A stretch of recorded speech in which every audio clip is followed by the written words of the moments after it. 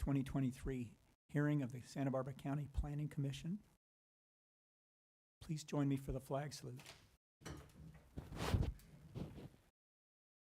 pledge allegiance to the flag of the United States of America and to the republic for which it stands, one nation, under God, indivisible, with liberty and justice for all.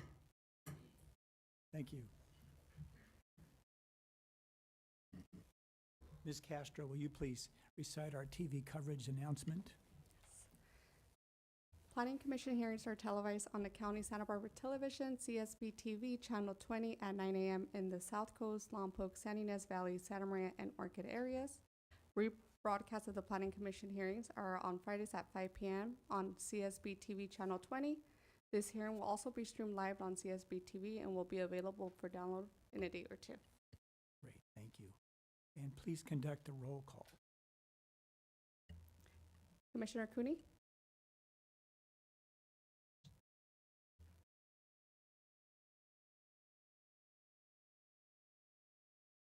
Commissioner Cooney's appearing remotely today, but I didn't know it was this remotely. Can you hear me? We can. Okay, I just had a brief statement when I was saying where I am. It's in my office, and the reason for that is that I contracted COVID on Thursday of last week, tested positive for COVID up through Monday of this week, and gratefully tested negative yesterday, and upon advice, I'm appearing remotely today. There is one other adult in the office with me, my assistant. Her name is Patrice Zubas, Z-U-B-A-S. And she will not be participating in the meeting, obviously, but I wanted to announce her presence. Right, well, thank you. So we're going to do the roll call. So Commissioner Cooney? Here. Commissioner Briley? Commissioner Martinez? Here. And Chair Park? Here. Thank you. Go ahead. And we have Commissioner Fernie, I believe, is absent Oh, yeah. today. Commissioner Fernie is absent. Secretary Wilson, will you render our agenda status report, please? Good morning, Chair, members of the Commission. In regards to the status of our agenda, we have one item on our standard agenda, the much-awaited and long-anticipated workshop for the amendments to the comprehensive plan and ordinance in relation to the Recreation Master Plan. That's all the business we have on our standard agenda today. Okay. How about a projection report? Moving to the projection report, our next hearing was on September 6th. However, that hearing was canceled at a prior meeting, so the hearing after that will be located in Santa Maria on September 13th. There's two items on that agenda: an appeal of a cannabis operation on that day, as well as another appeal of a telecom facility in the Isla Vista area. And then after the September 13th hearing, we will be meeting again on September 27th. As of right now, we have anticipated that we will continue the item from today for additional public comment on September 27th. I am seeing another appeal that has been placed on that September 27th hearing. It's a homestay application, an appeal of a homestay. And then again, that's in Santa Maria. And then on October 4th, we have a telecom facility. And then we also have Long Range Planning is bringing ordinance amendments to the Planning Commission on that date. And that is again here in Santa Maria. And then October 11th, we don't have anything projected. And then our hearing after that is October 25th, and we have an appeal of a cannabis cultivation project in, it's called Terra Firma. It's in the Lompoc area. November 1st, we have no items projected, and November 8th, we have the agricultural enterprise ordinance amendments anticipated to be at the Planning Commission on that date. The projection report is indicating that we may be back in Santa Barbara on that day, but That's depending on how the upgrades and facility improvements are going. So we'll see where we stand later on to see if we'll be back in Santa Barbara in November or not. And that concludes the projection report, Mr. Chair. Let me ask about the September 27 date. We've got that homestay appeal. Is there any chance that that can be moved to another date? I'm going to tell you why I'm asking, is that it's our follow-up day for this workshop, and that's when I expect a lot of the public comment to occur. And I don't want to have the public that's waiting to appear on the workshop to have to wait through an appeal hearing. But vice versa, I'm not sure I want the folks that are in the appeal hearing to have to wait for our public comment, which may take 10 minutes or it may take all day. Mr. Chair and Commissioners, I'll coordinate with staff. We can move that item and then close that hearing for any future agenda items. So we'll see if we can reschedule it maybe to October 4th. It's only a week, so I think that's fine. So I'll coordinate with staff to move that item, and then I'll work with Mr. Villalobos on making sure that date is blocked for any further items. Okay, thank you. All right, any other questions from fellow commissioners about either the agenda status report or the projection report? Okay, let's move on to public comment, which is kind of a misnomer because this is not public comment on our agenda items today.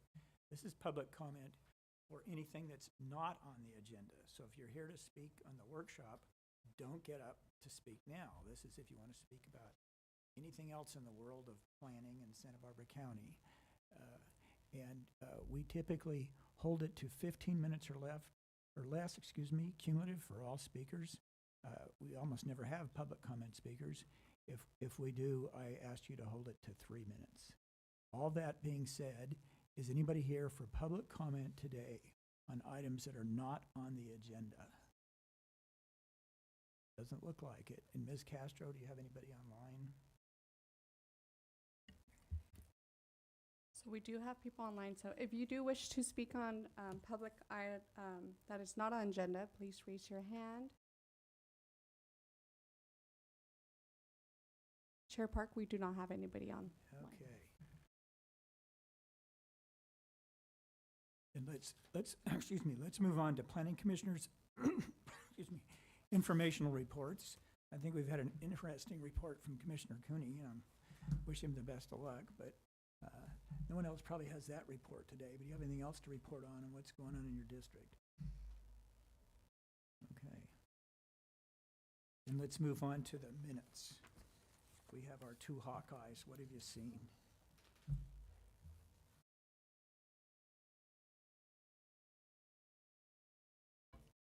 So on the, Commissioner Bridley. thank you for this is so minor, I hate to even take time on it, but on the August 2nd minutes, on item 1, actually item number 2 on the agenda, so it's page 3 of the minutes. For some reason, item 2 under the action, you talk about the staff report, but then in a prior case, on page 2, you called this staff report. So whether you're calling it this or the, it seems like it would be nice to be consistent. Such a minor thing. You relish finding this minor things. Well, you know. And I relish hearing Commissioner about you finding Cooney is them. not here. I'm just, I know. I'm just bringing up the tradition. Okay, I think it's a competition between the two of you, but I wouldn't say that publicly.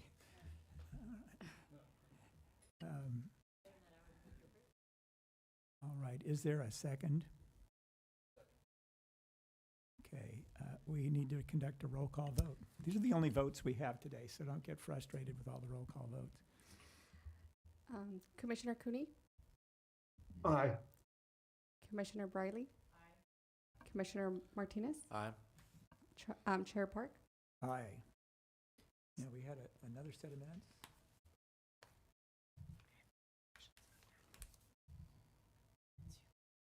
Who has a comment on the other set of minutes? I don't. Oh, my goodness. I do, Mr. Chair. I'm not sure Aha. if I should flag my desire to speak mechanically, so I'll just speak up. Yes, Um, please do.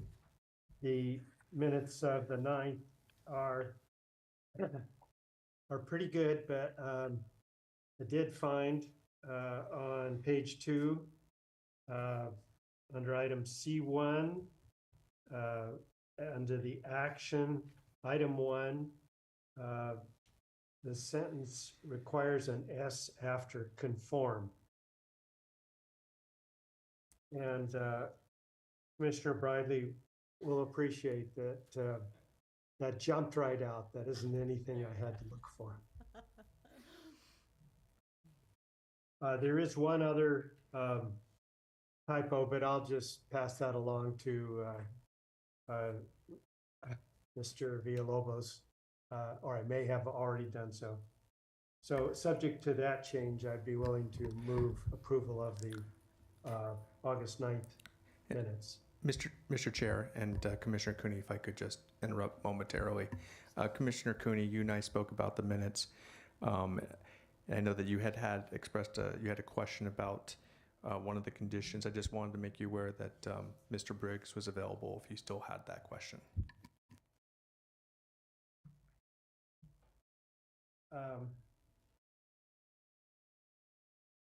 Yeah, I think that's probably going to be too long and unimportant a discussion at this point, Mr. Villalobos, but I appreciate your calling it out.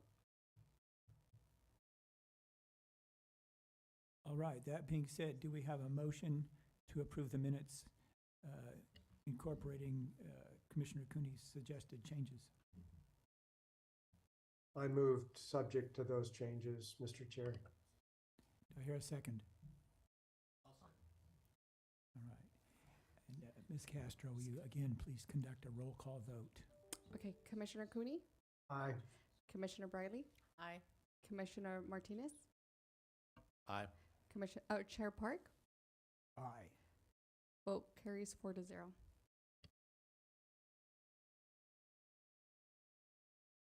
All right. Now we'll move on to the director's report and what I tend to think of as what's going on the 4th floor. So that's you, Director Plowman. Good morning, Mr. Chair, members of the commission. Some of it's on the 4th floor, some of it's on the engineering building. Oh, all right, good. Just another quick reminder for the commissioners about the Planning Commissioners Association Conference that's in Tuolumne County in October on the 6th and 7th of this year.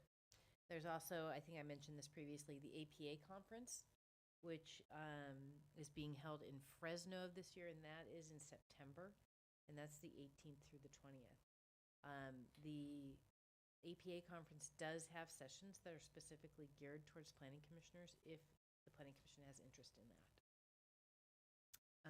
The other item I just wanted to remind people of, if they're listening and they're involved in the Ag Enterprise Ordinance, that environmental document has been out for public review for about 30 days. There's another roughly 15 days left. So it closes on September 14th. So if people are interested in providing comments on the adequacy of that document, they need to be submitted in writing by the 14th. There was a hearing, environmental hearing, where people could make comments publicly, and that was on the 21st. And then just quickly, the board has taken action on a couple of items since the Planning Commission last met.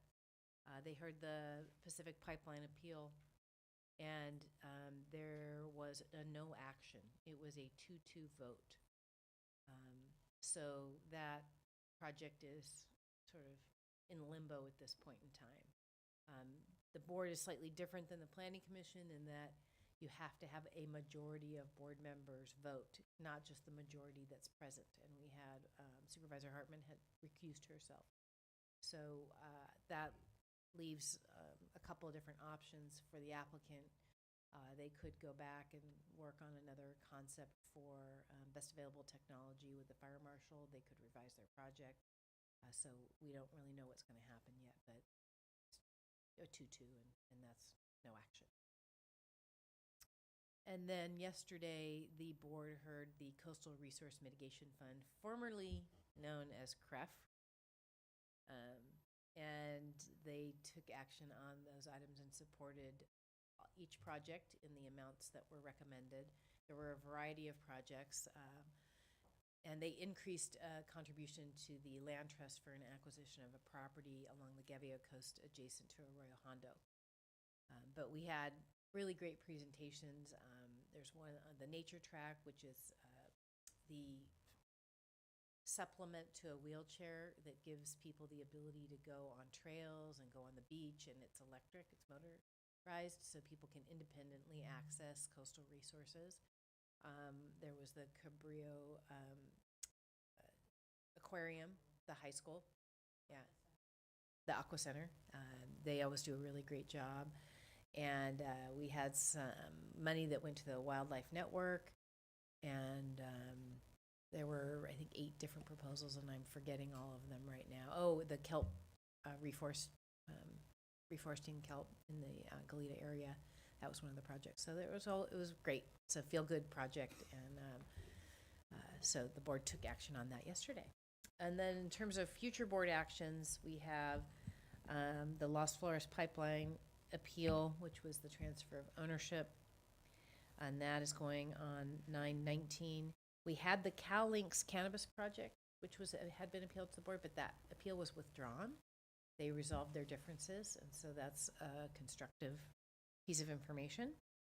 And then they have the Garrity Garage appeal on October 17th. And then you haven't heard these yet, but we mentioned it in the for future hearings, the shopping center and ADU ordinance amendments. That's going to be heard by the board in the end of November on 11/28. And we do have the environmental justice element moving forward, but that hearing dates have not been determined yet. And I'm happy to answer any questions. Anyone have questions of Director Plowman? I do. I saw on our projection report the ADU ordinance amendments, but the shopping center one, is that bundled with that, or is that a? So Commissioner Bradley, through the chair, so that's actually the primary ordinance package, is we are eliminating the shopping center zone district because of all the challenges it's presented, and it's just outdated. Right. But we added the changes to the ADU ordinance so we can be consistent with state law to that package. Okay, so it's in that. It's joint. Okay. Yeah. Thanks. Okay, I have a couple of questions. You mentioned the Ag Enterprise Ordinance and the timing for lodging comments on the environmental document. That's going to come before the Planning Commission in draft form, the ordinance, and when will that be as we see it? I think it's on the projection report, Mr. Chair. Let me just, November 8th. November 8th, okay. And we'll see a draft ordinance with development standards, the whole kibosh, right? You will see a draft ordinance, yeah. And then the commission will make recommendations on the permit levels for the different uses that would be allowed. And of course, the concept is creating opportunities for agriculturalists and ranchers to supplement their income. I mean, that's why it's called Ag Enterprise Ordinance. Right. And there's lots of new opportunities for landowners. It's one reason I wanted to highlight it today, right now, is that for a lot of the folks in the room who are interested in recreation, you'll want to be involved in the Ag Enterprise Ordinance. It's sort of a foundational endeavor for the master plan, as you'll see later in this presentation. Well, let me switch gears for a minute. Interesting, CREF is now being called, what's the acronym? CRIMF. CRIMF? It's terrible. Oh I know. my God, we can do I better than that. Well, you know, I'm reminded that I made the first presentation and application for CREF funds on behalf of the Land Trust back in, I think it was the late 80s. I can't remember. David Yeager was the supervisor. That's how far we go back, or the chairman. And I remembered, you know, what was the total amount that was available in the pot, and then so how could we ask for our piece? Yeah. I'm just curious, what was in the pot this time? Oh, so I think there was about a little over 380,000 in the pot for non-acquisition projects, and there is I'm going to forget, over close to $1 million, I think, for acquisition. And the board granted $500,000 to the land trust for that Gaviota parcel. The land trust had already purchased it because they had to take fast action on it. You know, when real estate comes up, you have to move quickly. And so they were seeking funding to help reimburse the land trust with a fund that they have set aside for these types of situations. Well, I'm glad you went through the projects that received awards, because I think some folks don't realize how broad the scope of the non-acquisition projects can be under these funds. And it's inspiring to hear about it, but it's also, we should try to be creative to use those funds wisely, because there's a lot of opportunities. I do Oh. remember we gave some money to Lookout Park, too. The board did. Okay, switching gears all over again. I don't want to delay our workshop unduly, but I wanted to ask about the Excella rollout. Oh, And yes. I'm reminded of that because I Yes. saw reference to Excella on one of the emails I got from P&D just a few days ago. And you folks made a wonderful presentation in front of us on how important that was. I don't know if you ever made it to the board. I hope that you will if you haven't. And it's important for anyone who's involved in development projects to hear about it. So if you can give a summary of how it's going that doesn't take much longer than my question, that would be appreciated. Sure, Mr. Chair. Yeah, so we rolled that out on July 5th. That was a change from we had Acela previously, but we did not have the online version where we could accept applications online. And that's what we have now moved to since July 5th, that all of our applications, whether they're planning, land use applications, or building permit applications, are now coming in through a portal online through Acela. And so we're in our first phase of that transition. And, it's, I would say, going fairly well. Or probably better than that, but we do have little hiccups here and there that we're working through and trying to refine things. But we have had a lot of comments from members of the public that they're happy to have that. It replaced a process that we had to put in place during COVID, which was quite clumsy. I mean, we hadn't anticipated that it would last for 3 years, and it did. So that's a relief. I think it's taken a few steps out of the process that will streamline things for people. We're still working through the kinks, but I think it's been a great move, and it's going to ultimately allow for a much more transparent process, and the applicants will be able to go into the system and really see where their plans are and which departments are commenting on them and which have completed the review and which haven't. So we have the fire department is on Acela, Public Works is on Acela, Environmental Health is on Acela. So all of these are critical review bodies or departments for projects. And so we'll be communicating through that process, and we had not been doing that in the past. So since it was rolled out, have we actually experienced submissions through Excella with the coveted your application is complete reply? Mr. Chair, almost no applications are complete when they're originally submitted. I know that. But Yes. I'm aware of that, having been in the private sector. yes. But Yeah. that is the goal of this, because those of you who are experienced in making applications realize that we've had an electronic submission program for a while, but then I will hear complaints that it might take months before you receive an email that says, guess what, we've received your electronic submission. So now you get that immediately. That's right. Cut that entire process out. And you've got oh God, I hate to use this phrase, almost an artificial intelligence process, which examines the application and can speed up the receipt of that coveted, this application is complete reply, and hopefully in the future speed it up so it's almost immediate. So this is big news. Okay. Thank you. Well, then let's go on to our standard agenda.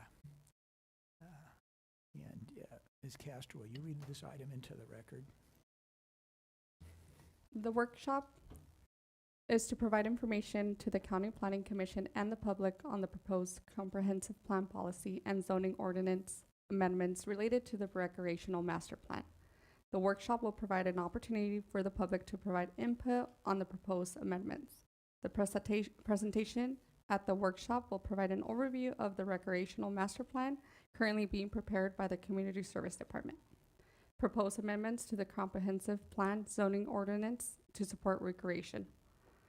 And a new chapter in the Land Use and Development Code to provide an incentive program to encourage recreational development and opportunities throughout the county. Okay, this is typically in the hearing process where I ask if we have reports of ex parte visits or contacts by planning commissioners. And I thought, well, you know, this is really all about ordinances and policies, but technically this is one manifestation of a development review project, which is Parks Division's application for ordinance and amendment changes. So it's technically a development review project. And just to see that Mr. Pettit's awake, given that this is a workshop, but also given that it's a development review project, do we need to report ex parte contacts and visits? Mr. Chair, I am wide awake. Thank you for the test.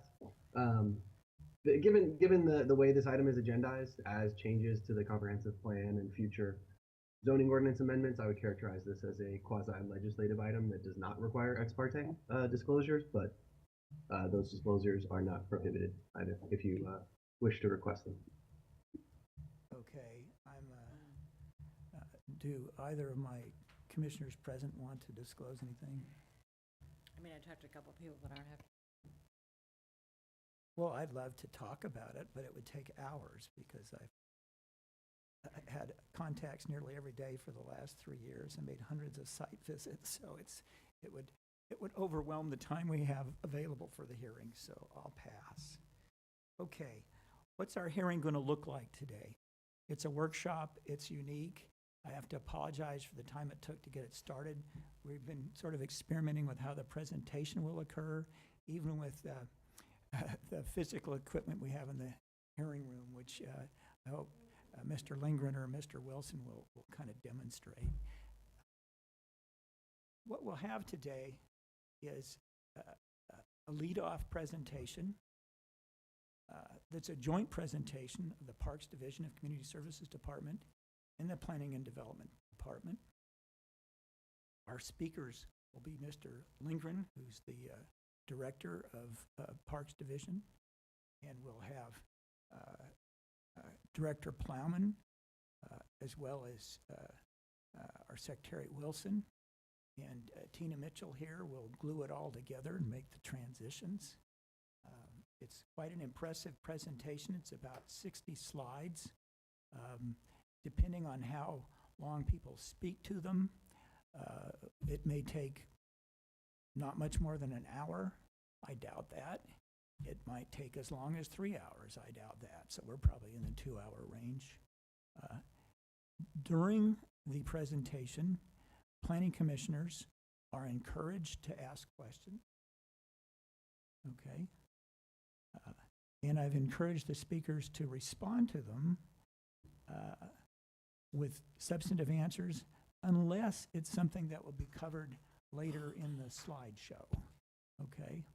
So we don't want to lose order. So you may just hear that. You may hear one of the speakers say, well, good question, but we'll cover it a little bit later, then renew the question at that time. All right? Then after the presentation is done, we'll open it up for public comment. I want you all to understand we'll have a follow-up public comment session on September 27th. You might ask, well, why do we need that? It's because, as you will see when you hear this presentation, there's an awful lot of material there, and it will take you some time to digest it. We want you to have opportunity to give us your digested version of your comments, okay? And because it's a workshop, it gives me freedom to run things a little differently than our normal guidelines. It gives me freedom to allow people to speak less than usual 3 minutes or more than the usual 3 minutes if it looks like it's worth doing that. It also allows me to call on people more than once, and I fully expect that people who speak today will again speak on the 27th. And it might be after everybody's spoken today that we do another round. We'll just kind of see how the timing is. And what I would suggest is that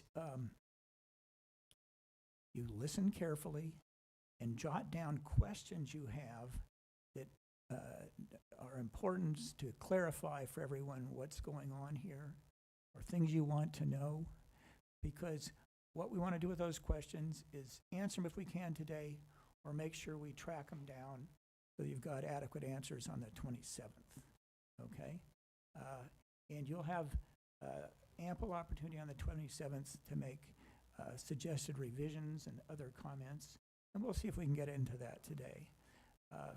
In reviewing this slide presentation, we've made a concerted effort to avoid having exact language and numbers in it, because these are not wordsmithing sessions, okay? You'll have plenty of time for that once the actual ordinances are out.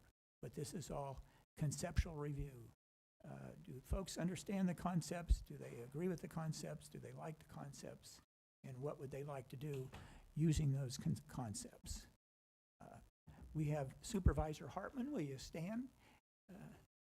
Supervisor Hartman in the corner there, and I hope that you'll be available for some questions as well if it turns out to be something that calls you in. This has been a concerted effort for a number of years now by folks, and it was initiated by Supervisor Hartman, and she's been kind of the driving force throughout. So I'm very pleased that she's here. It's a funny thing. When I first saw this project, was kind of drafted into doing some outreach on it, I thought of it as kind of a Santa Ynez Trails project. Then I realized in working with other folks, and particularly Supervisor Nelson up here in the 4th District, that it was a very important thing for the North County. Then as we learned further and realized there's a lot more than just trails and things at stake, that it really involves the South County. In fact, it involves the whole county, and that's why it's called the Countywide Recreation Master Plan. What's been so fascinating to me in the last few weeks, we've kind of resolved one issue, and it looked like there was a real tension between providing recreation and providing housing that we're mandated to do under the various RHNA goals and state mandates. And in fact, I think as you'll see it in the slide deck today, we've turned that around so that there's a real meshing of satisfying our recreational needs and our housing needs at the same time, and it shows how important it is for those things to work together. Okay. Director Plowman or Secretary Wilson, do you have anything else to add before we get going in terms of introductory comments? Chair, Park, and Commissioners, thank you. I don't have much to add from what you've already said. Just want to say thank you for this opportunity. I'd like to thank I'm just kidding. Just trying to lighten it up. This crowd is really really quiet. Like you said, Chair, this is a workshop. We're going to be presenting a lot of material. A lot of it is conceptual. We don't have answers to everything today. We just want to present ideas and thoughts.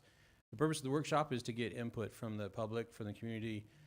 Are we heading in the right direction? Do you like what you're hearing? We need some input and some information to help us continue to frame the program that we're putting together and some options that we think are going to be exciting and viable for the community and to help with creating recreational opportunities. This has been a journey. I remember when I first got involved in it, I was on a site visit with Chair Park and Mr. Lindgren. And at that moment, I was like, oh, this is really a lofty idea. Fast forwarding it to today, we're starting to put some framework to those ideas and concepts that we talked about on that site visit. And so we're excited. This is a great project, a great program that we're putting together, and we're happy and excited to be here today. And I want to recognize, of course, our senior planner, Tina Mitchell, who's done a lot of work behind the scenes trying to put it together. And this is really a collaborative effort with planning and development and parks. So we don't want to forget that. This is a unique experience for us to work collaboratively on ordinance amendments and trying to put a really good project together. So I think I've talked too much, so we can shift it over to Ms. Mitchell to start the program. Okay, I'm gonna make one last preliminary comment. As I was trying to go to bed last night, I opened up the electronic file, thinking I better look at any correspondence, which I figured there's not gonna be any correspondence on a workshop item. In fact, there were 4 files of correspondence, and they were pretty much all on equestrian use in Live Oak. And so I assume we have some folks interested in equestrian use in Live Oak in the audience, or certainly watching it on TV or otherwise. So I have a little Where's Waldo moment for you folks to task you with something. You look through those 60 slides and all the pictures and see if you can identify a picture of a horse that I can personally attest visited Live Oak on site visits for the master plan and trails at least 100 times in 2022 and has been there 12 times since the trail reopened a month ago. So you look for that picture. All right, let's get going. No, it was not. He's gone.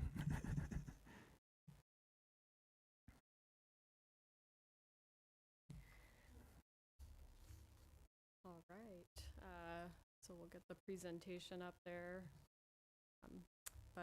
Good morning, Chair Park and Commissioners.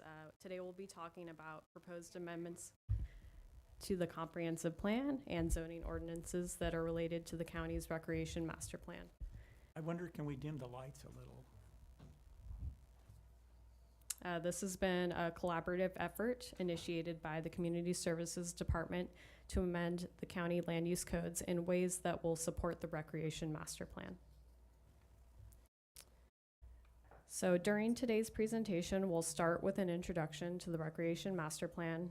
We'll provide a big picture view of the comprehensive plan and zoning ordinance amendments and that we've been working on. And we'll also discuss how these amendments are related to the Ag Enterprise Ordinance and the housing element updates. The intent of today's workshop is to give you a preview of where we're going and solicit feedback and ideas from the Planning Commission and community. Okay. And as we have mentioned, this will be a joint presentation, so I wanted to just make sure everyone knows who's going to be speaking today. We have Mr. Jeff Lindgren, who is the Assistant Director from the Parks Division. And from Planning and Development, we have Director Lisa Plowman, Assistant Director Jeff Wilson, and my name is Tina Mitchell. I'm the planner working on this project. Next slide. So we'll go ahead and jump into an overview of the Recreation Master Plan. Mr. Lindgren is going to take the lead on this.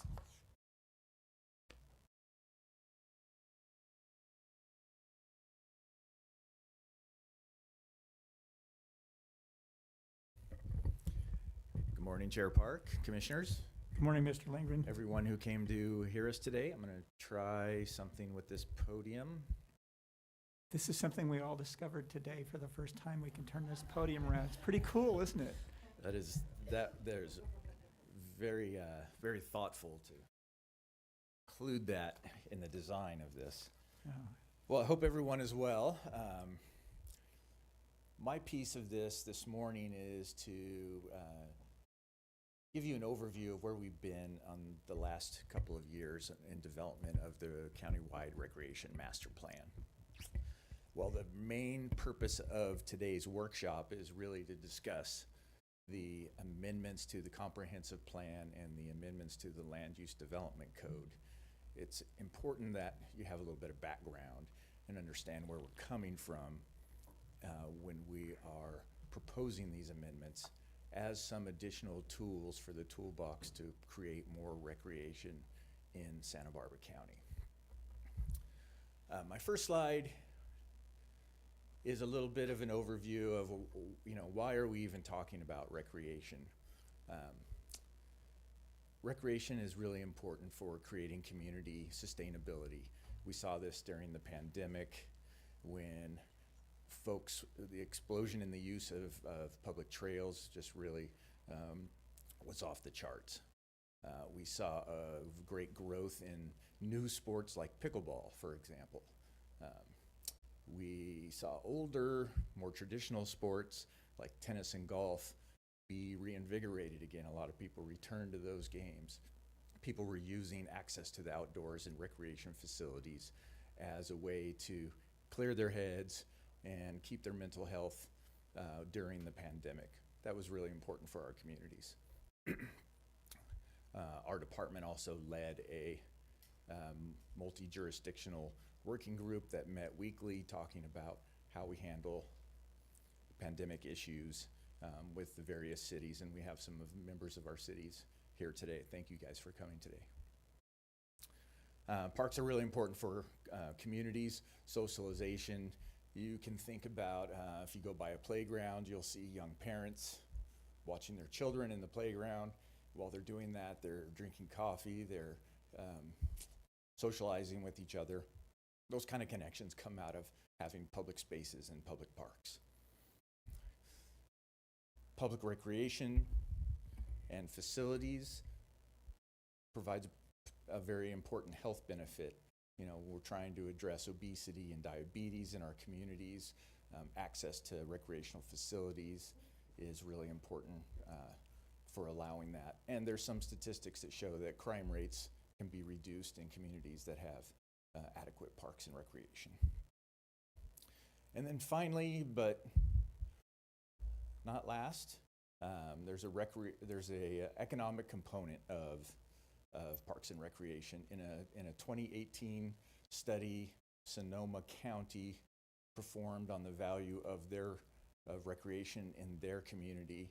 They found that $730 million worth of economic benefits to their community from having recreation. That includes sports leagues, ecotourism, and a variety of other things that occur up in Sonoma.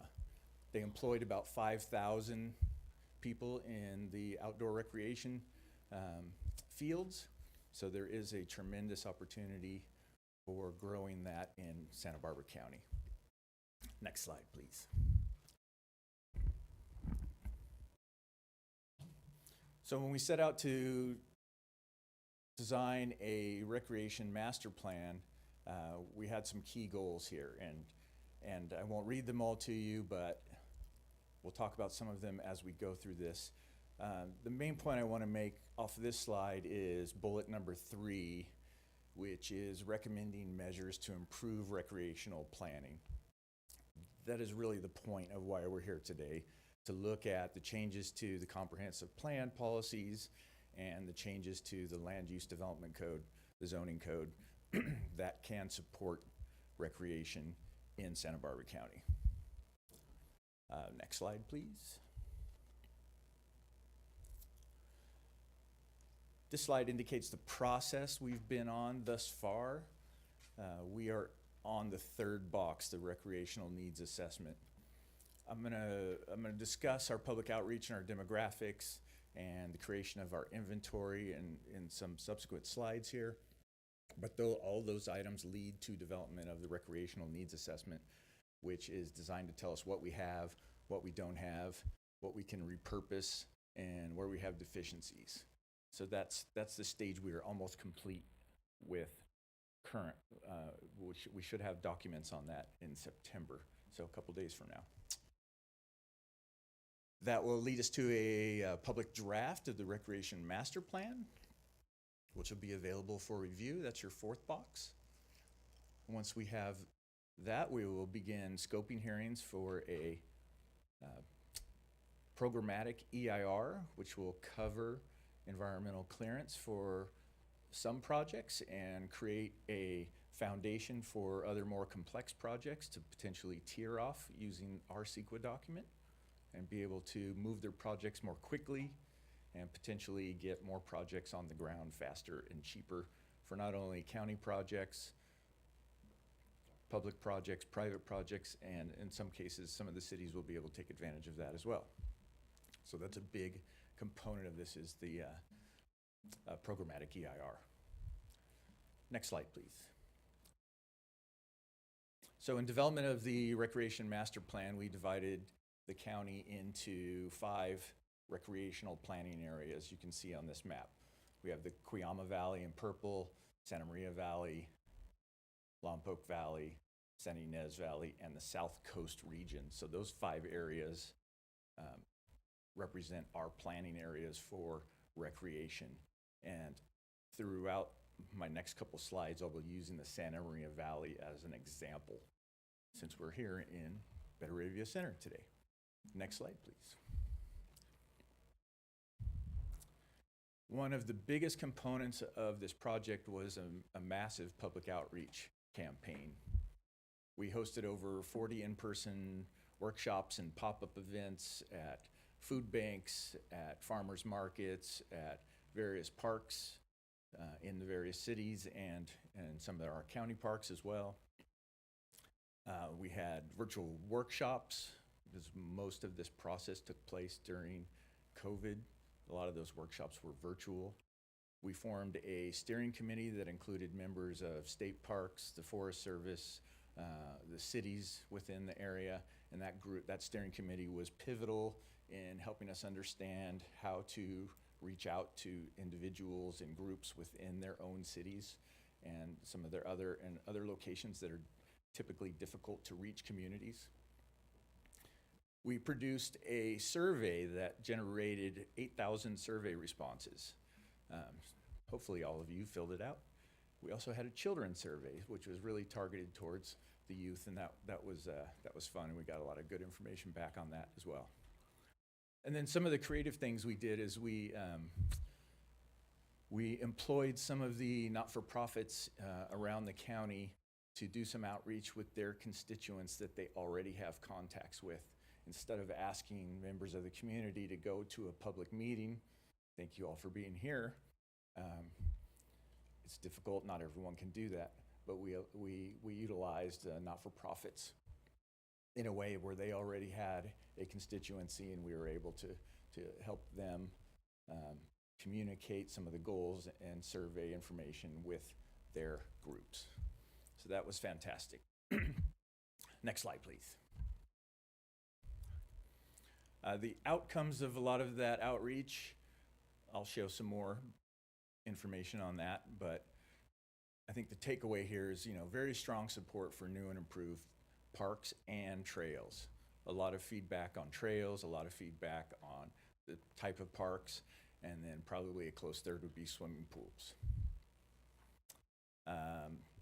Some indication that park maintenance needs to be improved across the county, and adding some new and different types of recreation was also very well noted. Next slide, please. Little hard to read, but this is our top 10 list from our public outreach process. You see the types of things there that people were asking for during public outreach. Sports fields, neighborhood parks in underserved areas, aquatic centers and pools, hiking trails, equestrian trails, mountain bike parks. Coastal access in the North County, that came up quite often. Campgrounds, picnic areas, and community centers and gyms. And then bringing this back, next slide, please. We did focus down onto each of the 5 different planning areas, and here is a little bit about what we heard just from the Santa Maria Valley recreational planning area. Doesn't diverge a lot from the other list that I showed you, but it gets a little more specific, and you can start to see how different areas have slightly different interests that we want to accommodate in the vision of the Recreation Master Plan. Here, I guess what sticks out is more trails, more sports leagues, exercise equipment, disc golf, and of course swimming and aquatics again, and also dog parks. Next slide, please. Not only did we do extensive public outreach, but we also engaged in a lot of demographic research. In that process, we looked pretty deep into population of these 5 recreational planning areas, the ages in those areas, and median household income as our key indicators for determining what we're looking at in each of those recreation planning areas. Next slide, please. This slide shows kind of the big picture countywide analysis. I don't know if you can read it on any of your screens, but the takeaways here are that almost 69% of the county's population lives within existing cities. And then demographically, South Coast and San Ynez Valley, the residents tend to be older and have higher median incomes, where Santa Maria Valley, Lompoc Valley, and Cuyama have more children and more families. Those things are important when you're trying to plan for recreation in those communities. You need to know, what the needs are and what the desires are for those communities going forward. Next slide.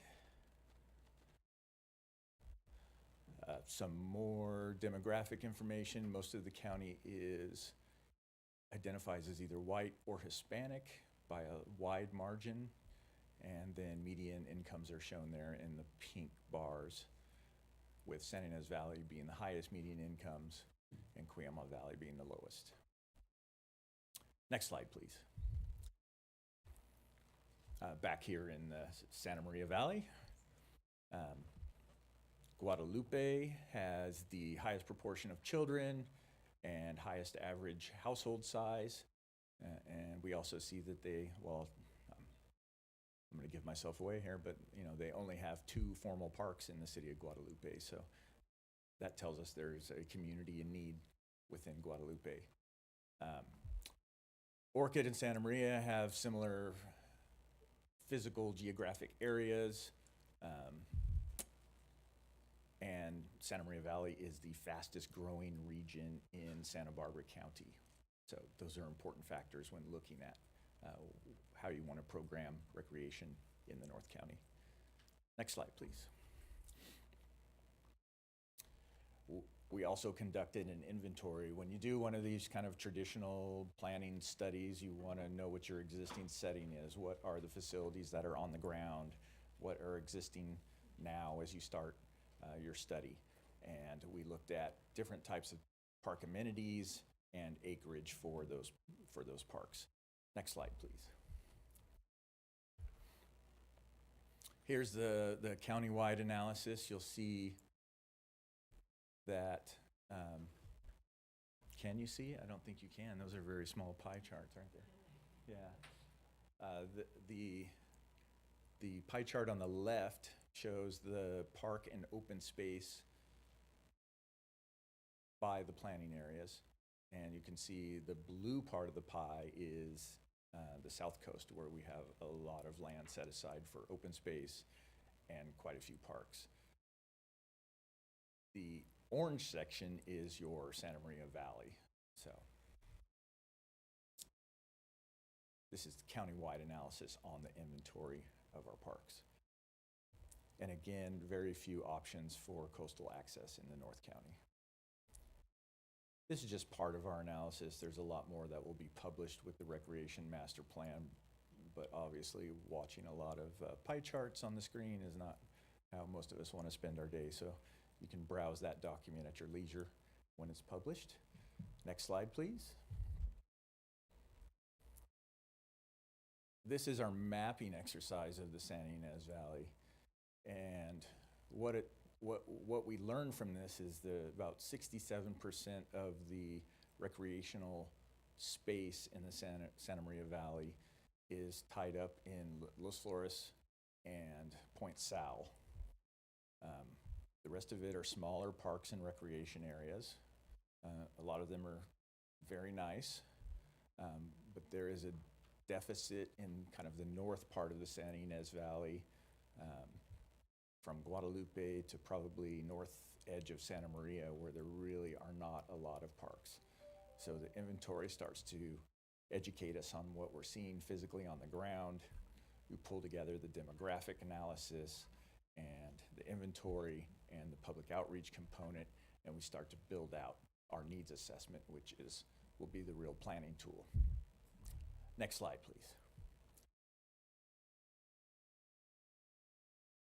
All of those things together will generate this needs assessment, which is the kind of the most exciting and interesting part of all the work we've been doing. Most of the things we have been working on in the rec plan are kind of background information. But as we move into this next phase and completing this needs assessment, that's when we'll really start to develop kind of the vision and the recommendations for what will be included in the recreation master plan. And those recommendations will include, how we address some of those deficiencies that we've identified in various areas, in the various recreation planning areas.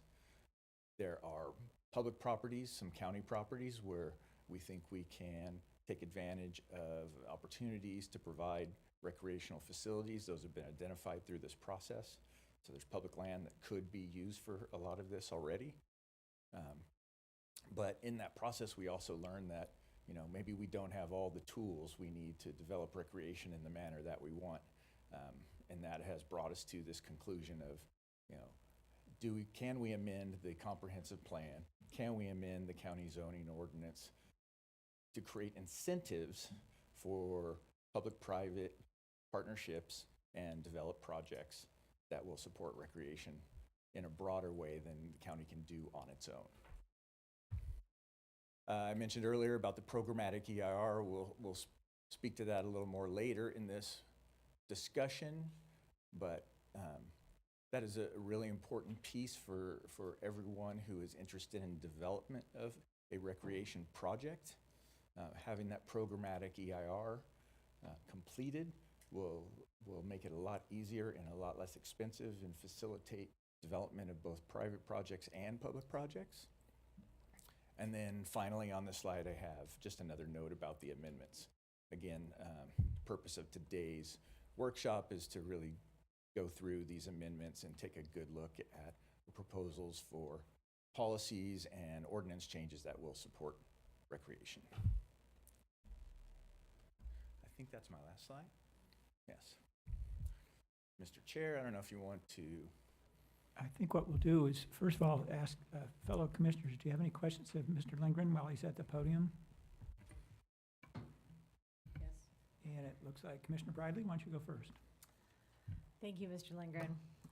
And also just want to shout out to Tina Mitchell because this PowerPoint was phenomenal. And we didn't have a staff report, and that's pretty unusual for us, but I spent a long time reading it last night, and you guys did a great job. On your timeline, which was slide 7, can you just elaborate a little bit on that? You said the needs assessment is almost done. It started with your really thorough public outreach, but what else has to happen for a needs assessment? What are you continuing to do? Chair Park, Commissioner Bradley. The remaining part of the needs assessment is really just compiling all this information that we've collected through all these different avenues and honestly creating a series of recommendations for how we're going to address some of the deficiencies. So there's a lot of quantitative that has gone into this, but there's also a qualitative element, and that's kind of where we're trying to fit all the pieces together most appropriately so that it makes sense for each of the different planning areas. Okay, so some of the pie charts that we saw in the presentation, that's part of it, but you just have more to do in that vein. We do, Okay. and we expect to have all of that documentation ready to go September. Okay, so then the next square over was the countywide recreation master plan, which I assume is a document that we would normally be looking at, right? And so when is that projected to be out? Yeah, that document will go to the Board of Supervisors for approval, not necessarily your commission, but We don't see the written document at all. Well, you can see it, sure, of course. But I mean, we don't take Yeah. action on it. You won't take action on it, right? Okay, kind of like the housing element, okay. Yeah, but these ordinance amendments, your commission does take action on at a point in the future, and those are going to be really important for implementing a lot of the programs that are going to be recommended in the recreation plan.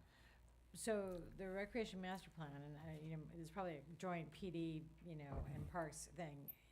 That's going to the board before you have the programmatic EIR done, or how is that working exactly? Are you going to do a dual step at the board?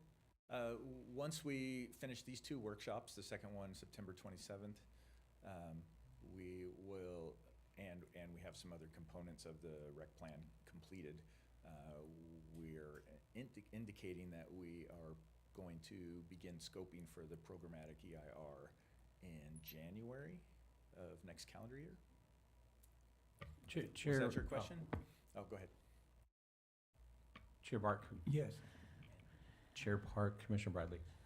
If we could just take a step back, I think I might be a little remiss in laying out the full picture of how these are coming together earlier.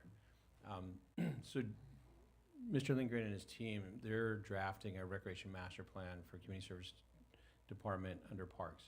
So that's their guiding document for recreation.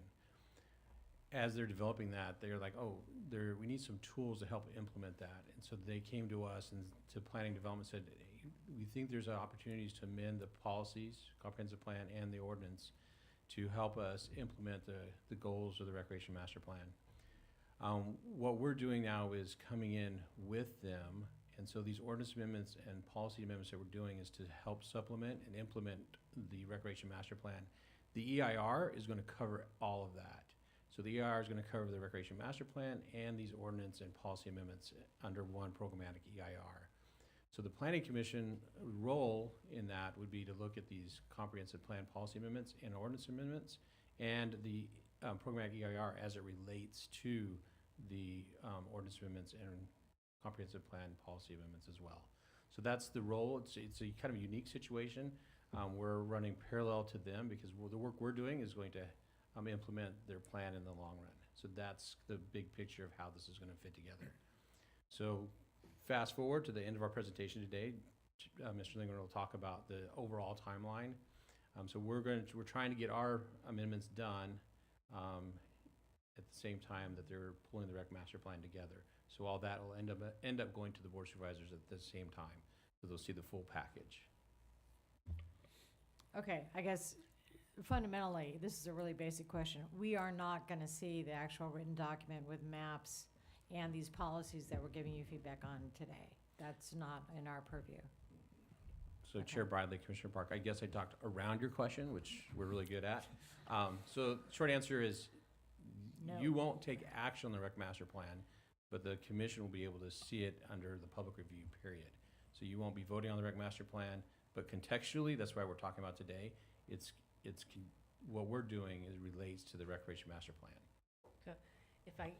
And I'll just pile on. Commissioner Bradley through the chair. Right, the MEC master plan isn't written yet, and so you won't be hearing that today. So this is input. I'm not asking about today. I'm Yeah, asking about the full process. I Yeah. mean, we are talking about a general plan element. Yeah. You know. No. It is not a general plan element. It's not going to be, okay. No. Oh, well, that's a key That's why it's issue. not under the purview of the planning commission. Oh, okay. This is a separate document that is under CSD and it's not part of the general plan. Oh, that's a really important distinction. Yes, Thank you, yes. Director Plowman. Yes. Okay. And we'll be getting to that as we get into the section on policies. You'll see what's policy and what is not. Okay, I had a couple other questions. Sure. Can I just interrupt? So the separate document we're talking about is the EIR. Am I right? If I'm following correctly? Well, yes, it is a separate document. You're right about that, but no, it's not actually what this question was about. Okay. And so it. Because I'm what- confused. But I know, and I think it'll become more clear as we go through, that, you'll have a recreation master plan, you have the comprehensive plan that has policies, you have the LUDC that has ordinances, and then you'll also have an EIR on the whole product. So I think it'll be more clear what these separate documents are, and especially when we look at them as we go through the program. Unless any of the other commissioners have follow-up questions, I do have for you, Mr. Lindgren. Did you have? I any? have additional questions. go ahead. We're later in the process, but if this is the topic you want to talk about, go ahead. Well, because we're kind of done with your introduction on about the recreation master plan, and I want to ask you, what's it actually going to look like? You and I have had a conversation where I sort of naively, because everything I think is naive, that I'd see a big map on the wall, with all sorts of colors and codes, and this would be this park, and this would be this thing, and this would be that. And so when I think of the recreation master plan, I think this big map, and you sort of disabused me of that notion that, yeah, there'll be lots of maps, more than one, and there'll be a lot else. So could you just kind of tell us what the content is in a very general form, what the structure is? Yes, thank you, Chair Park. The ultimate product is, in development, but there will be substantial appendices which will contain a lot of the data and the analysis that we completed through the items that I've described today, the inventory and the demographics. We're going to put that in the back so it can be referenced, but is not really the meat of what people really want to understand about what we're developing. The real important part of it, I think, is going to be this needs assessment, which talks about each of the planning areas and what's missing and what can be added in those communities, and then the recommendations for how we might develop that. And an example is vacant county land in the Lompoc Valley that could become sports fields. So we'll identify that and we'll map that, and at some level, at a programmatic level, that can be identified in the programmatic EIR. So you'll see a lot of projects like that that are identified in the programmatic EIR. And then the really exciting piece, I think, also is the potential for these ordinance amendments and, jumping ahead a little bit, the Recreation Benefit Program, which is the incentive-based program that we're developing, and we'll spend most of the time today talking about, which will also receive environmental review through the PEIR and lay out some of the incentives and some of the possibilities for private development in cooperation with the public sector on developing recreation sites. So there's going to be a book, and that book will have maps in it. I don't expect we will have a single large map because our county is relatively large scale and it's difficult to get anything out of a county-wide map. Or is it small scale? Is there any cartographers in here? I get confused. Just say Small scale. giant. Giant with little tiny details on the map. Don't really convey very much in the end. So there will be maps by the planning area that I think will be most helpful. And then the whole thing will be available online as a tool the public can use to zoom in and zoom out and click on different parks and different parcels and understand more about what's going on with those. Okay, thanks. Well, let's get back to Commissioner Briley's questions, or other questions. Thank you.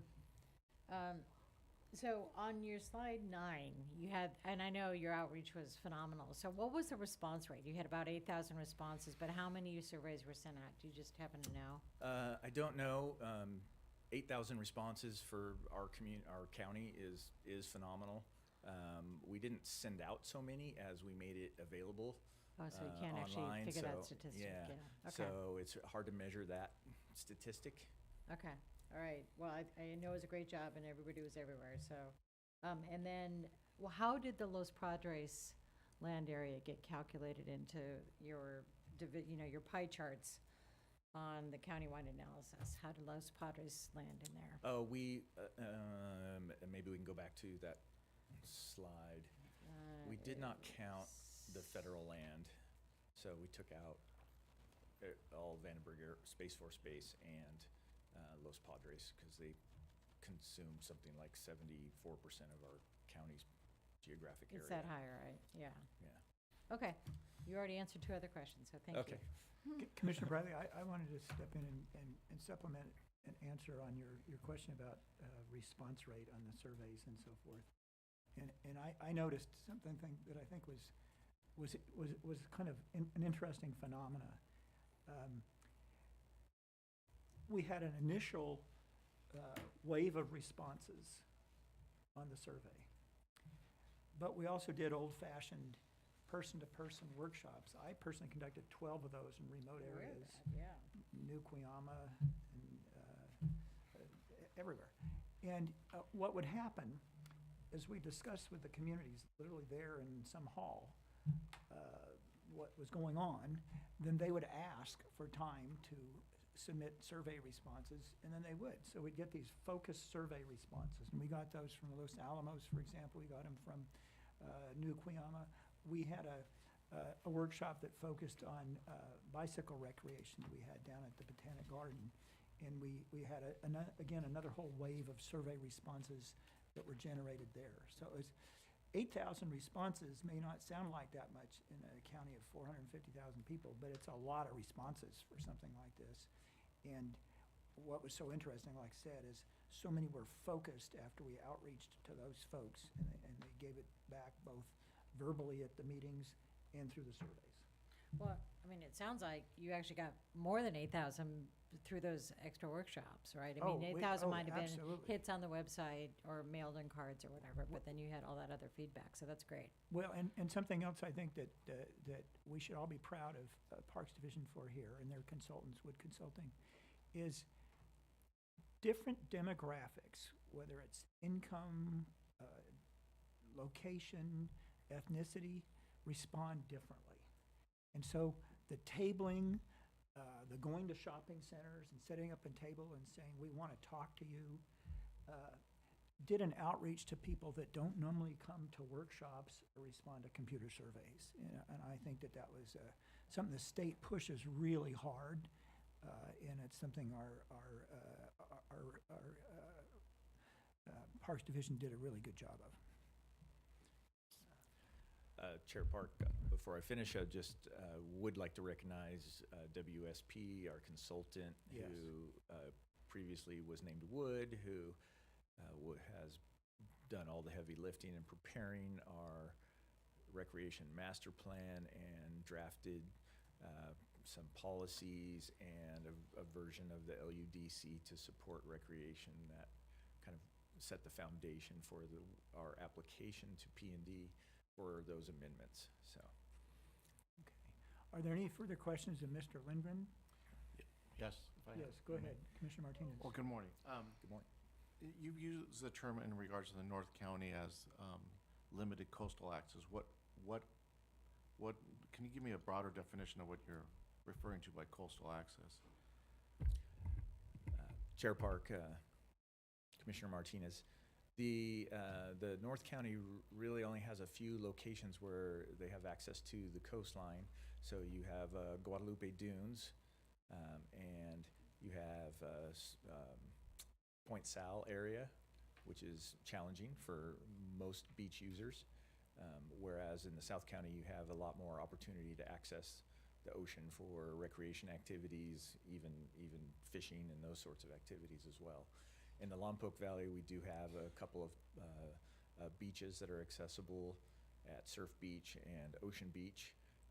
Those two beaches often are closed due to snowy plover breeding season, so that further limits the ability to access the coastline in that part of the North County. Okay. So basically, we have geographic limitations as well as environmental limitations, such as snowy clover and so forth. Correct. Okay. Okay. Yeah, Vandenberg. Yeah. Oh, yes, Vandenberg. Thank you. That was my question. Thank you. Okay, and Commissioner Cooney, we've left you out. Did you have any questions?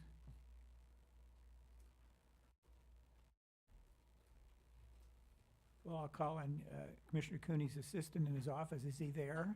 Is he awake? Ms. Zubaz? I There you go. don't know which I of knew the I'd stir you up.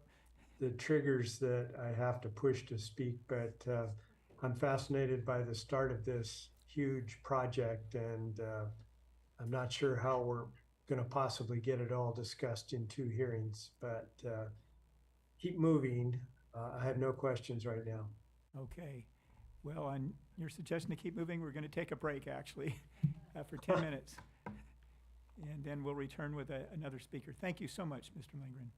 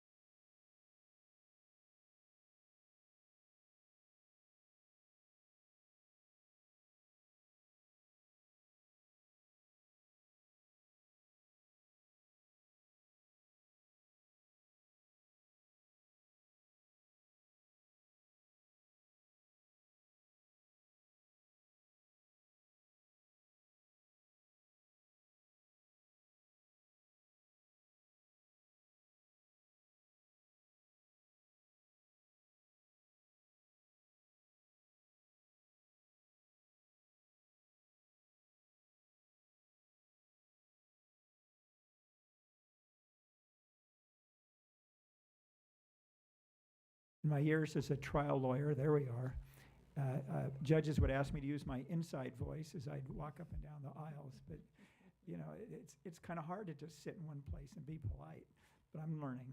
So here we are. Our next planner up to bat is Director Plowman. Why don't you tell us what you're here for today? Sure, Mr. Chair and members of the public, thank you so much for coming out today. So today I'm going to talk a little bit about the changes that we're going to be making to our comprehensive plan and our zoning ordinances. These are things that will help implement the rec master plan, which will really, you know, as Mr. Lindgren talked about, will provide, you know, they're doing this very important needs assessment, but it also then, that needs assessment leads to sort of this vision for the future, you know, and identifying where we need certain facilities. And then these policies and the ordinances that we're going to amend are going to help the Parks Department achieve that and the county achieve that as a whole. So just to start, if we can start the slide presentation. There we go. Next slide, please. So as I indicated, the comprehensive plan, which is what we call our general plan.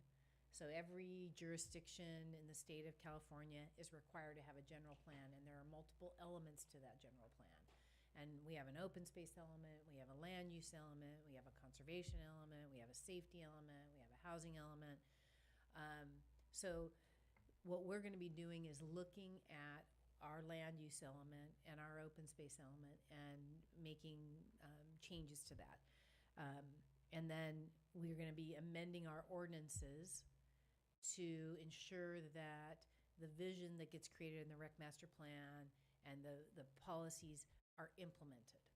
That they can be implemented on the ground by either the Parks Department or a private entity that wants to build out some recreation. Next slide, please. So as I indicated in the comprehensive plan, we have two elements that are tied to recreation. The land use element is the main document that talks about recreation in our general plan, and it needs updating. It was originally drafted in 1980, and then there were some updates to it in 2016. But if you look at the land use element, the recreation section is quite old. And so we are going to be updating that and creating new policies that help us implement the rec master plan. The open space element is equally as old or older. It was originally adopted in 1979. And then there were some updates in 2009. So we'll be looking at putting in some supporting text that talks about the rec master plan and sort of refers you to the land use element for the bulk of the policies. I do want to note, just for the public in general, that the state recently passed a law, SB 1425, that mandates every jurisdiction to update their open space elements by January 1, 2026. So there is going to be an overhaul of our open space element at the county level in the next few years.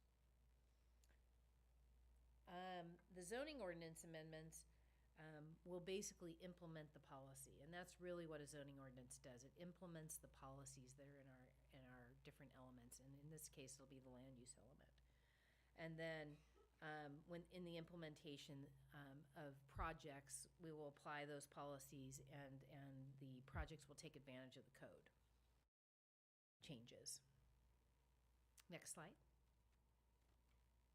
So in this instance, we have a number of our elements that relate to this process, as I already mentioned. So we have the land use element and the open space element. There's some elements of the conservation element that touch recreation. We have a policy in our housing element, which I will outline for you, that talks about recreation and the importance of creating balanced communities. And then our environmental justice element also references recreation. Commissioner Plowman, let me ask you to tell us what an environmental justice element is. I've never seen one. Sure. And so what is it, and what stage is its preparation in? Yeah. So the state passed a law a few years back that mandated all jurisdictions include an environmental justice element in their general plans. An environmental justice element really is geared towards creating greater equity for lower income and minorities and communities. And so, over the years, what had happened was people who were disadvantaged had projects that would be built in their neighborhoods that maybe weren't so great for their neighborhoods. And you started to see what they called these environmental justice assessments, which were a separate documentation that you would look at census tracts and make sure that you weren't overburdening lower income and minority communities. And that translated ultimately into the creation of what we call an environmental justice element. And it really is talking about our disadvantaged communities and the services and the facilities that are needed in those communities, as well as making sure that those communities have access to the public process. So we have just been in the process of drafting the first environmental justice element for the county of Santa Barbara, and we're on track to be coming to the Planning Commission hopefully this fall. We're massaging some of it, but it's like really a countywide document, and it impacts 12 different departments in our county, so that they all are adhering to the same kind of concepts and policies that we have in that element, and making sure that our disadvantaged communities are getting the services that they need. And then the document, once it goes to the Planning Commission, will go to the board, and that'll be next calendar year. Any other questions? I don't think so for now. Okay, all right. We also have a number of community plans in the county, and those were basically an attempt to create a more focused plan than the comprehensive plan for different communities. So, for instance, we have an Orcutt community plan, we have a Los Alamos community plan, we have a Eastern Goleta Valley community plan, we have one for Summerland and Montecito, and et cetera. So we do have references to recreation in those community plan documents too. And there may be some tweaks that are made to any one of these elements as we move through this process. Next slide, please. So this is, and that's hopefully you can read on this, that our text is quite small here, but this is really talking about the intersection of the housing element with recreation. So the housing element is a document that the county has to update every 8 years as mandated by the state.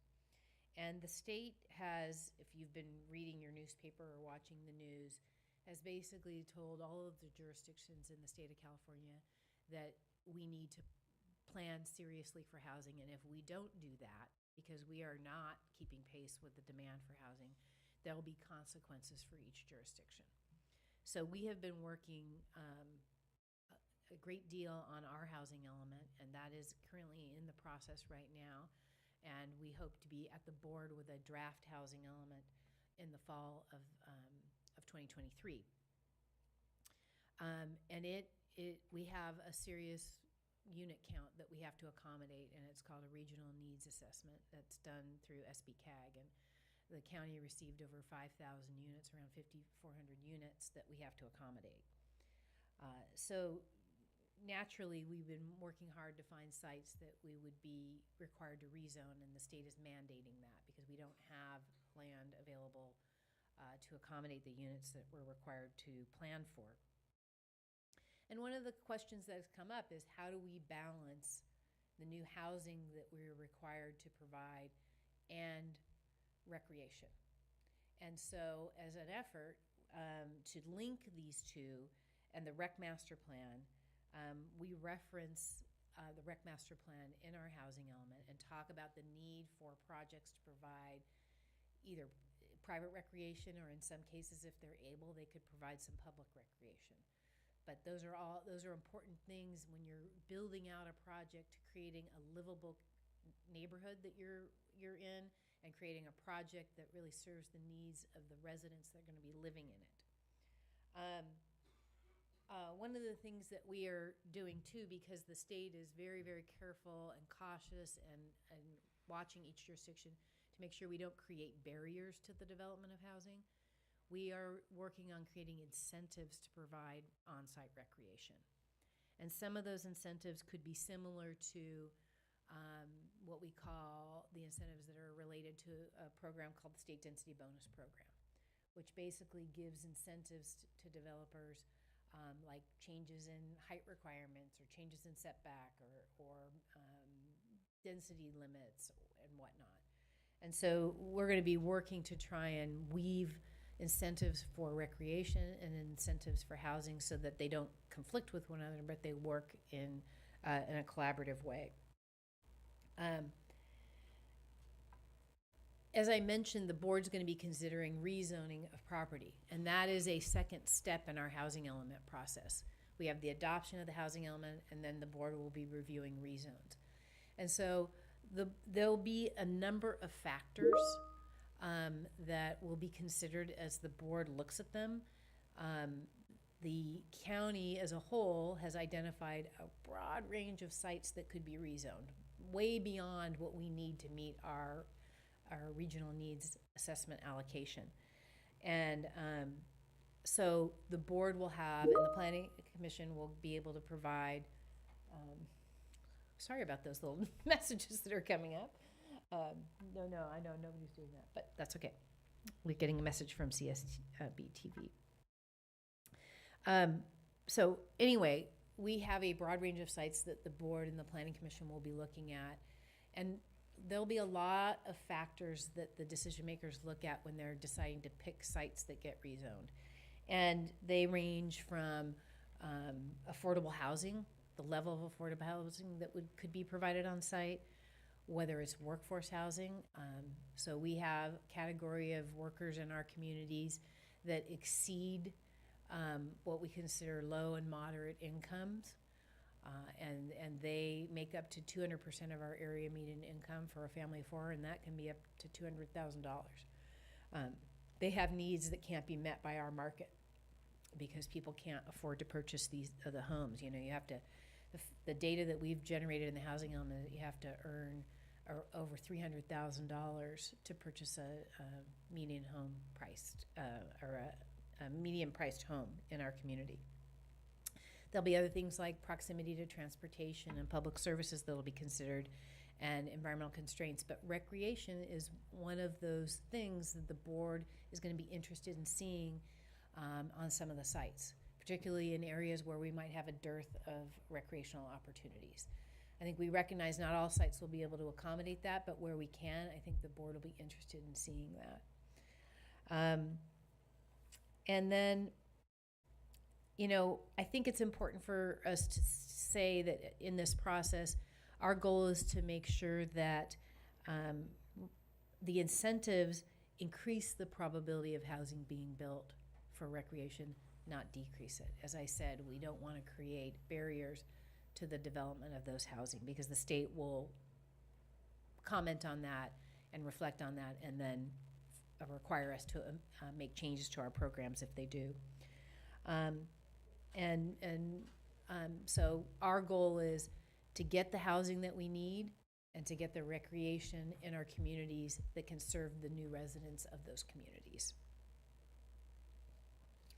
Next slide. Let me ask you about a last point on that slide that, if we can go back, it says recreation incentives are not intended to reduce number of units that can be built.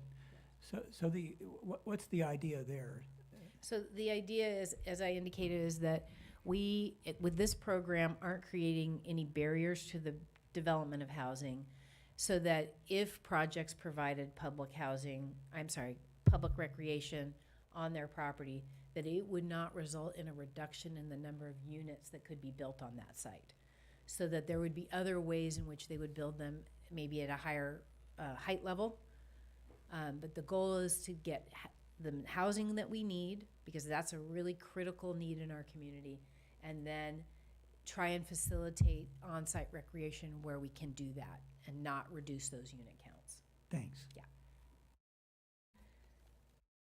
So I'm not going to read this policy to you, but you can look at it online. This is the policy that's in our housing element that talks about the need for recreational amenities on projects, housing projects, and also refers to the rec master plan as a way, as a touch point, so that how recreational facilities that are provided on a site are derived from that rec master plan, because that rec master plan is what's identifying the needs that we have in our community. Next slide. Can I ask a quick question? Sure. regarding that? Certainly. Well, we're talking about new housing developments, but what about this influx of ADUs where they're bringing more people into a neighborhood? So you have a place that has one house, and now they have 2 units in the back, you have families in the back. They're part of that recreational, public parks and so forth, the demand on public parks. Are we doing anything that, when you build an ADU such as what I described, that they're also paying their, how to say, pro rata share of fees? So that's an excellent question, Commissioner Martinez, through the chair. So ADUs have been basically mandated by the state that they be ministerial in nature. And so they don't contribute fees the same way a new project would. Like if you saw a 50-unit development that would pay those park fees. So they are, and that's the way to make them affordable in nature, to build for local residents. So we have to plan for recreational facilities in a different way for ADUs. So they are creating more density in our neighborhoods. That's true, but we're gonna have to look at alternative measures to fulfill that need. I'm sorry, through the chair. I think Commissioner Martinez's point is they're not paying their fair That's share, correct. and nor do they have school fees or traffic fees or anything, right? They're just kind of icing on the top for an owner. That's correct. Sorry. I want to supplement that answer because I think that's really an excellent question, and it's something we've talked a lot about in preparing this. Because we have underserved areas right now, even without any new construction, and certainly ADUs, as you commented, will make that worse. And so a real push here, as you'll see when we get into the incentives for the ordinances, is not just to get park fees, but to actually get in-kind contribution of actual parks built. Because a developer could say, well, I'm going to do one of these massive rezone projects and put in amenities for my residents. Well, we're actually looking for public parks that are open to everybody and that will, as a result of these rezone projects, which are kind of scary to everybody, will result in greater recreation for everyone, including people that are already living there and the folks that you'll see in the ADUs. So it goes beyond park fees to actual parks being built that serve everyone. Yeah, and just to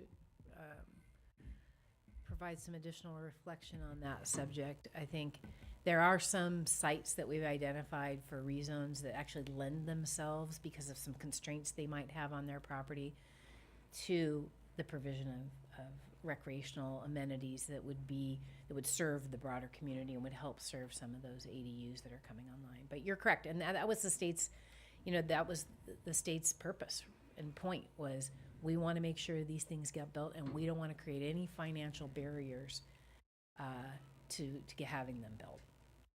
So, yeah, the state is very serious about the provision of housing in our communities. There's no question about that. Okay, next slide, please.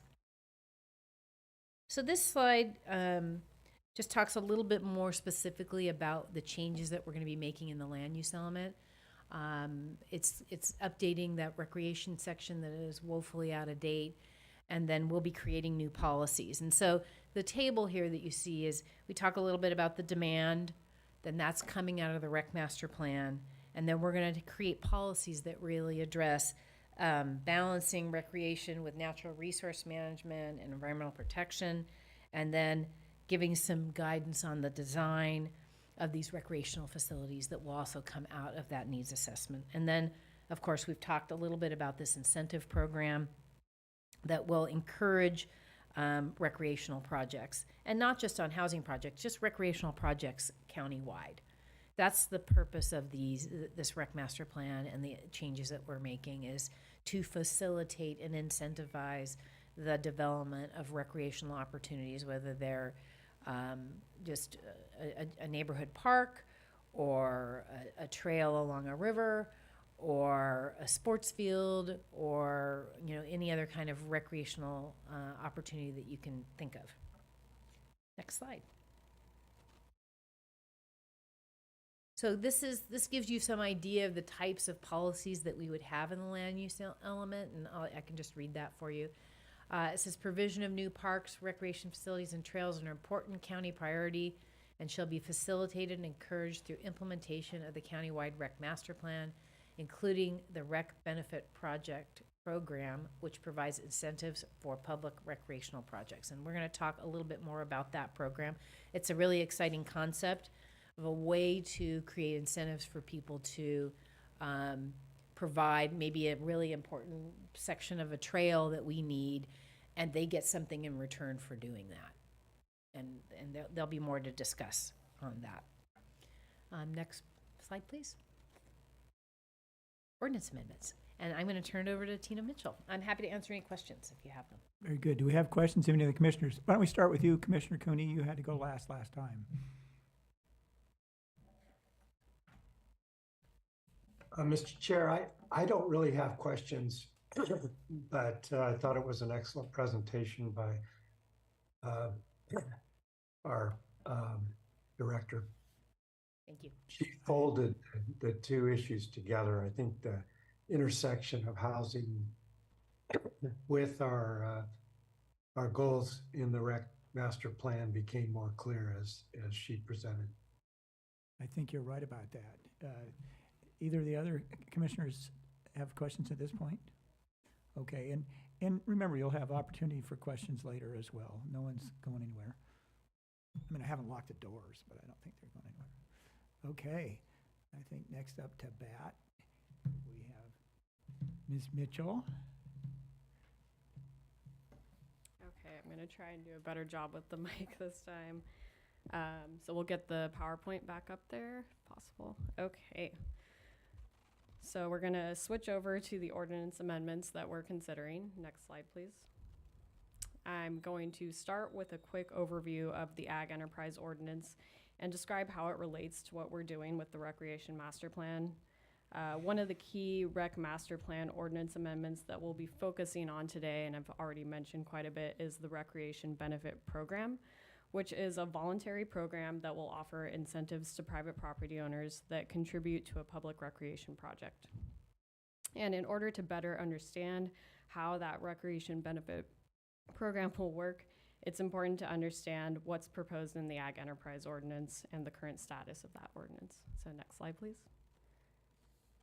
So the Ag Enterprise Ordinance is an effort to amend the Land Use and Development Code and the Coastal Zoning Ordinance to establish a tiered permitting structure for agricultural enterprise uses on ag-zoned properties.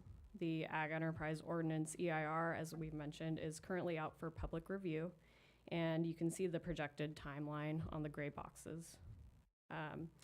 This workshop isn't on the Ag Enterprise Ordinance, so if you have further questions about it, we just suggest reaching out to the Long Range Planning Division. But the main point that we want to drive home here is that there are some enterprise uses proposed that are recreational, so such as campgrounds, outdoor education, horseback riding, etc. And because of that, we need to take those uses into account when preparing the Rec Benefit Program.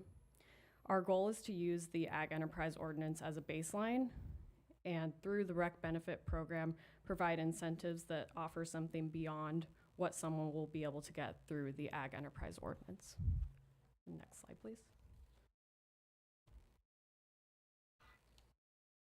So this is a breakdown of the uses that the Ag Enterprise Ordinance will allow. The rural recreation uses on the right are the important ones for our workshop today, because the Rec Benefit Program will offer an increase in the intensity of the use as an incentive to projects that contribute to public recreation. Next slide, please. The 4 left columns of this table are a sample pulled directly from the Ag Enterprise Ordinance Draft EIR. And the right column in green shows how the rec benefit program will build incentives off of the Ag Enterprise Ordinance. So with the Ag Enterprise Ordinance, an Ag 2 zoned property that is less than 100 acres could get up to 15 campsites with a zoning clearance, LUP or CDP.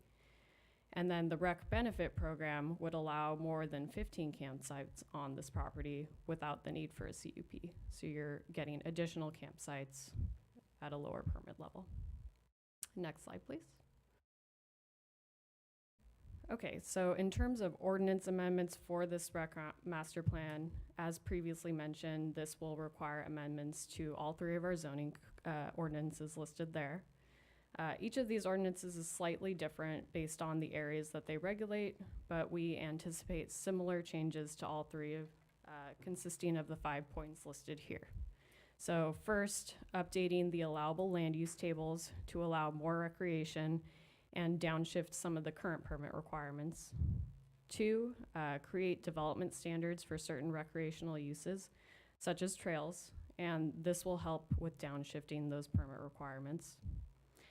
3rd, updating the existing definitions and writing some new definitions for recreational project types. 4th, we'll be taking a look at the rural recreation subsection and making adjustments there as needed.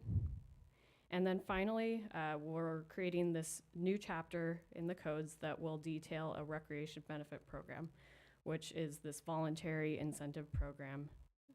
And this is what we'll be providing the most detail on today.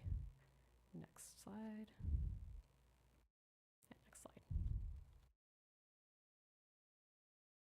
Okay, so real quickly, the purpose of these ordinance amendments, just a broad idea here, is to encourage private property owners to provide land for public recreation projects. And the idea is that in turn, this will help generate more recreation than the county is able to provide on its own. And this will hopefully also lead to projects or public projects that complement private projects and vice versa. And next slide, please. So now we're going to jump into the details of the recreation benefit program, and Assistant Director Wilson is going to take the lead on this. Thank you. Thank you.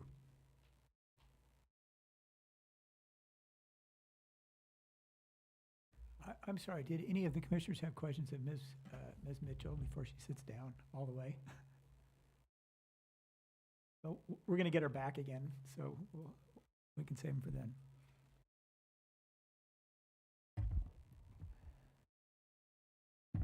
The podium doesn't raise, so Oh, well. I'll speak loud. All right, well, thank you, commissioners and everyone that has lasted with us for so long. I think we have another 50 slides, so stay awake. We may need to take a break to re-energize. As Ms. Mitchell indicated, over the last several months, probably a year, this has been the focus of a lot of our effort and brainstorming, is to create this new chapter in the Land Use Development Code that we want to replicate in the Montecito Land Use Development Code and try to incorporate in the coastal zone as well. So it's a pretty big effort. I'm going to share some information with you. I'd like to say it's cutting edge. I did that to get your interest. It's cutting edge. In addition, we're just going to share some concepts. It'll be very conceptual. So don't panic if you see something on there that you may either like or you may have concerns with. It's very conceptual. Really what we're trying to do is present ideas to you. And what we want after today is some feedback on either, hey, we like those incentives, or, hey, can you consider this incentive as well? So that's really what the purpose of what we're going to be doing now. So, Ms. Mitchell, let's go for it. As we start, next slide. Oh, you did that already. Thank you. No, let's go back. Let me get caught up. I've only had a little bit of caffeine, but it's already kicking in. So to look at where we began was looking at what would a recreation benefit program look like. And really, in essence, it's a voluntary program that applicants or project proponents could voluntarily participate in. And what it is, though, is that that project would substantially contribute to a public recreational project. And so there's a merging of a private project and a public recreational project. And we've made several attempts to define what a public recreational project is. It's on the screen, those that can see it. We can make the font a little smaller just to confuse you more. So I'll read it, being that it's really difficult to see. What we're talking about when we're talking about a public recreation project is that it's a project that addresses a need that's identified in the Recreation Master Plan.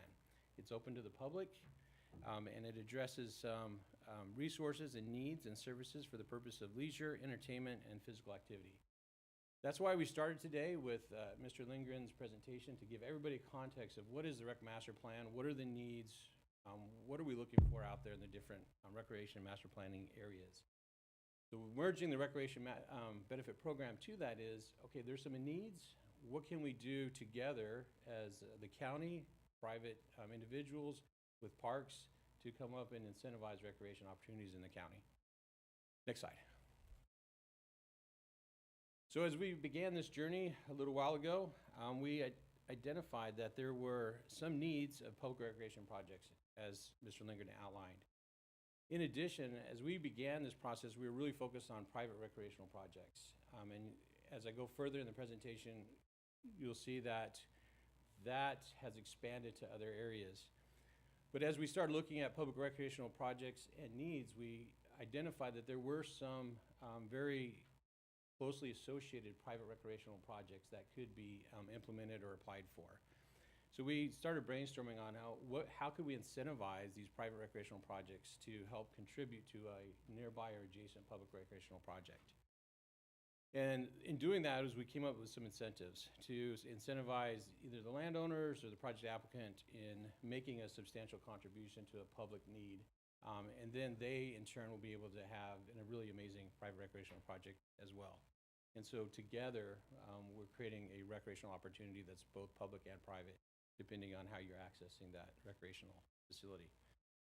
And we've heard that there may be some interest in simplified permitting. I think it's a rumor, but we have been considering that as an option. However, we did, next slide.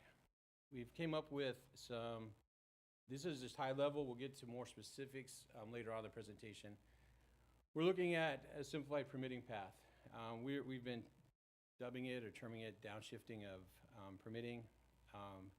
An increased intensity of use over and above what the ordinance would normally allow.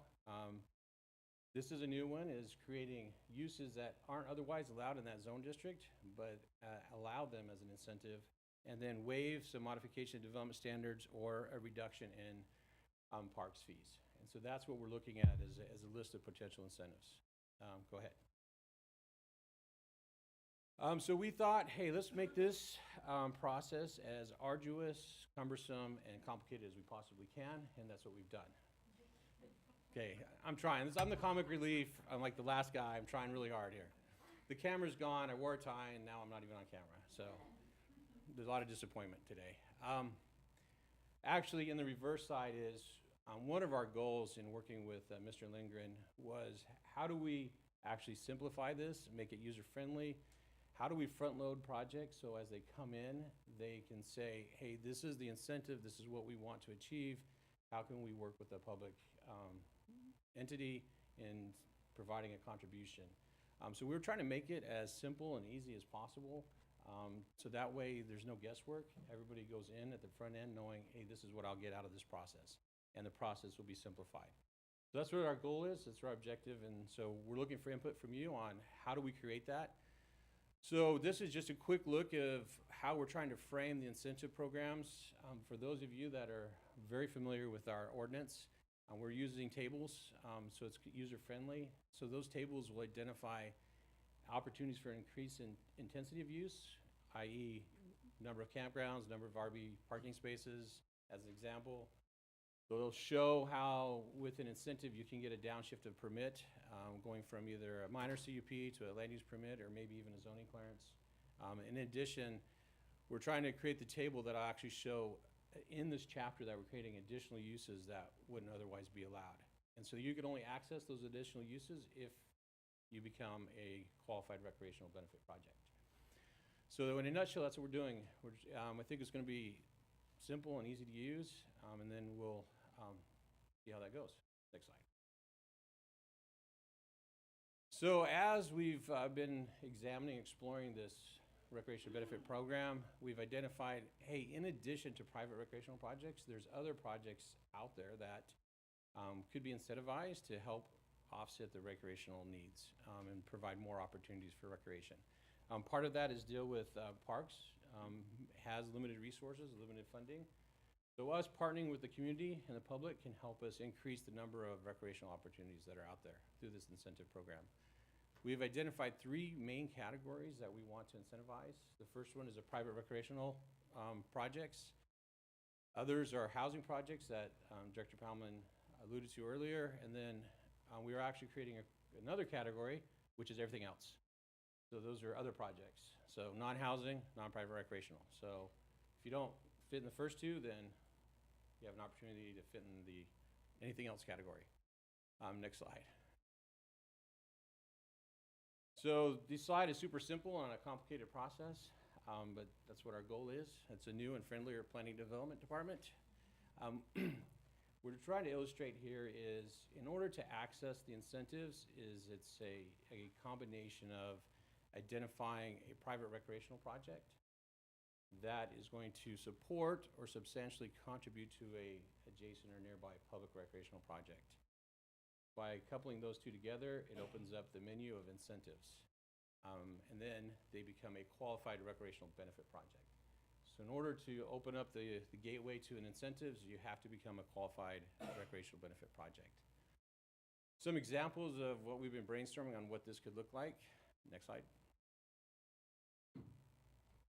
Oh, I jumped ahead, but the user incentives we talked about already, downshifting, additional uses, otherwise not approved, or increase intensity. But let's look at some examples. Some examples of that, which I can't even read either, but some examples could be on a public recreational project, parks, trailheads. One of the big things that we've been talking about is trying to create trail corridors throughout the county and finding linkages to create a continuous trail corridor. The other thing is trailhead parking or sports fields or sports facilities. The things that Mr. Lindgren talked about, those are the public recreational projects. So using the Recreation Master Plan as a tool resource to identify the public recreational project needs. Then on a private recreation side, you say, okay, well, I want to have an adjacent campground to maybe a trail corridor. I want to do RV parks next to this trail corridor, and I can contribute a significant portion to that trail. I want to have private trails, or I want to have a bike park. So that in conjunction with the public recreational project creates this really comprehensive recreational facility. Then we look at those incentives. Some of these you may have or may not have heard before is being able to do a trailside cafe. Not typically allowed in the agricultural zone, but as an incentive, you could have access to being able to install a trailside cafe. Or even a rural inn could be another opportunity. We've heard some interest in being able to add employee housing on your property. That's separate than ag employee housing or separate than additional dwelling units, but if you have a private recreational facility and you have employees, to be able to have an incentive to house those employees on the site as well. I keep hearing lower permit types. I don't know why there's so much interest in that, but yes, a lower permit type could be one. Increased intensity, number of campgrounds, number of spaces, number of housing units potentially. And then we also have been exploring, could we also include limited event facilities as an incentive for being able to get a public recreational benefit out of that. Next slide. We want to show an example. This is an example of a trailside cafe. You see the trail on the lower part of the screen. You see the cafe patio there. That would be pretty big trailside cafe, but that's an example of a trailside cafe. Next slide. Also wanted to show, hey, potentially what a rural inn could look like. We're still exploring what is economically feasible for a number of doors to make even a rural inn feasible. So that's the input that we would like from the public is like, what would be feasible to even make it viable? Not that we want to Taj Mahal as a roll-in, but we want to be able to make it somewhat feasible and an incentive. Next slide. So, following the pattern, next category, housing. As Director Plowman indicated, we don't have all the answers. We try, but this is a new category that we've been exploring. There's a lot of different incentives already out there for housing. You have the housing, the density bonus laws, you have a lot of state laws coming down that provides incentives. So what we're trying to capture here is there ways to go above and beyond that to balance the housing demand and the need for recreation? Is there incentives that we can provide to housing developers above what they're already going to get to be able to offset that demand for recreation? Can they include recreation on their property, as Director Plowman indicated, meet the housing needs by either maybe increased density or other options? Next slide. So some incentives, oh, sorry, I jumped ahead, but I think you get the concept. Housing project coupled with a public recreation project, you get incentives. I'm repeating myself so everybody like walks out and thinks for the next month. How does this work? Okay, so incentives on the housing project. We've talked about modifying development standards, height, parking, etc. Again, we're looking for feedback on what could be an incentive above and beyond what you already get. Waiving, again, reducing parks fees. I don't know why that keeps coming up, as well as permit streamlining, but reducing fees could be an option. Transfer of the maintenance to the county after that facility's been installed, is having parks step in and be able to actually do the ongoing maintenance. Additional uses, when we look at the way the world's changed after COVID, is maybe being able to actually have some remote offices on site with your housing development. Looking at, is there other incentives with childcare that we can do? I know we just updated our childcare ordinances, but can we do more? Other ones is maybe when you look at a community or a housing development, maybe they would like to have a neighborhood market that supports that housing development. And these, again, are other uses not otherwise allowed. And then increasing density and then simplified permitting. Next slide. Let me ask before you move on. Reducing the fees, could you give some number examples? Just kind of like, what are fees typically per unit and how that might work? Chair Park, through the chair. I think this is a great opportunity to defer to Mr. Lindgren from the Parks Division to give us some examples. Big picture.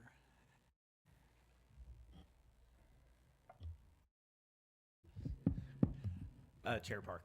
I don't have the exact dollar amount of the fee per unit in my head, but I do, actually. Right now, for an apartment, it's around $9,000 per door. And we're currently doing an update to our fee study, and so that fee could go up. It can be quite a substantial fee if you have a lot of units. And so a waiver of that fee would be a real incentive.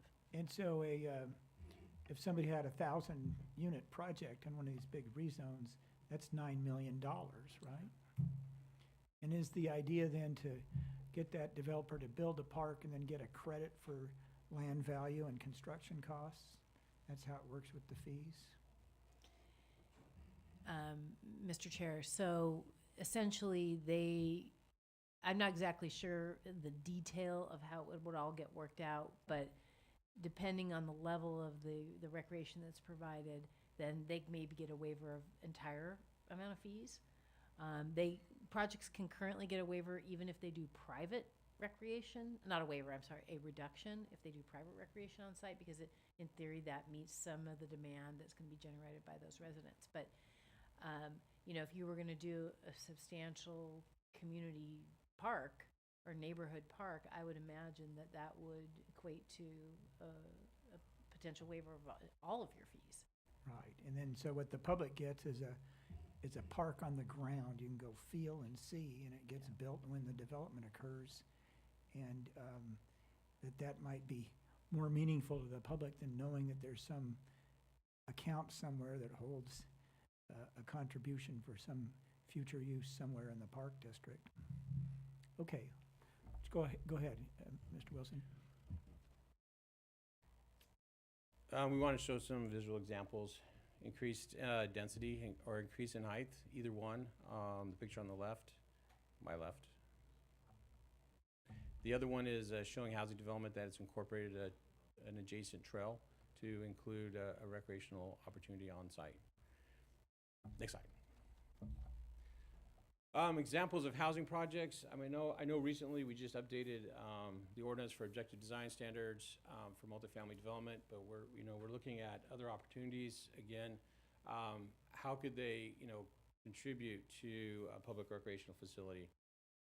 Part of it would be on-site parks, sports fields, and then the incentives would be, I can't read that at all. My mind's going.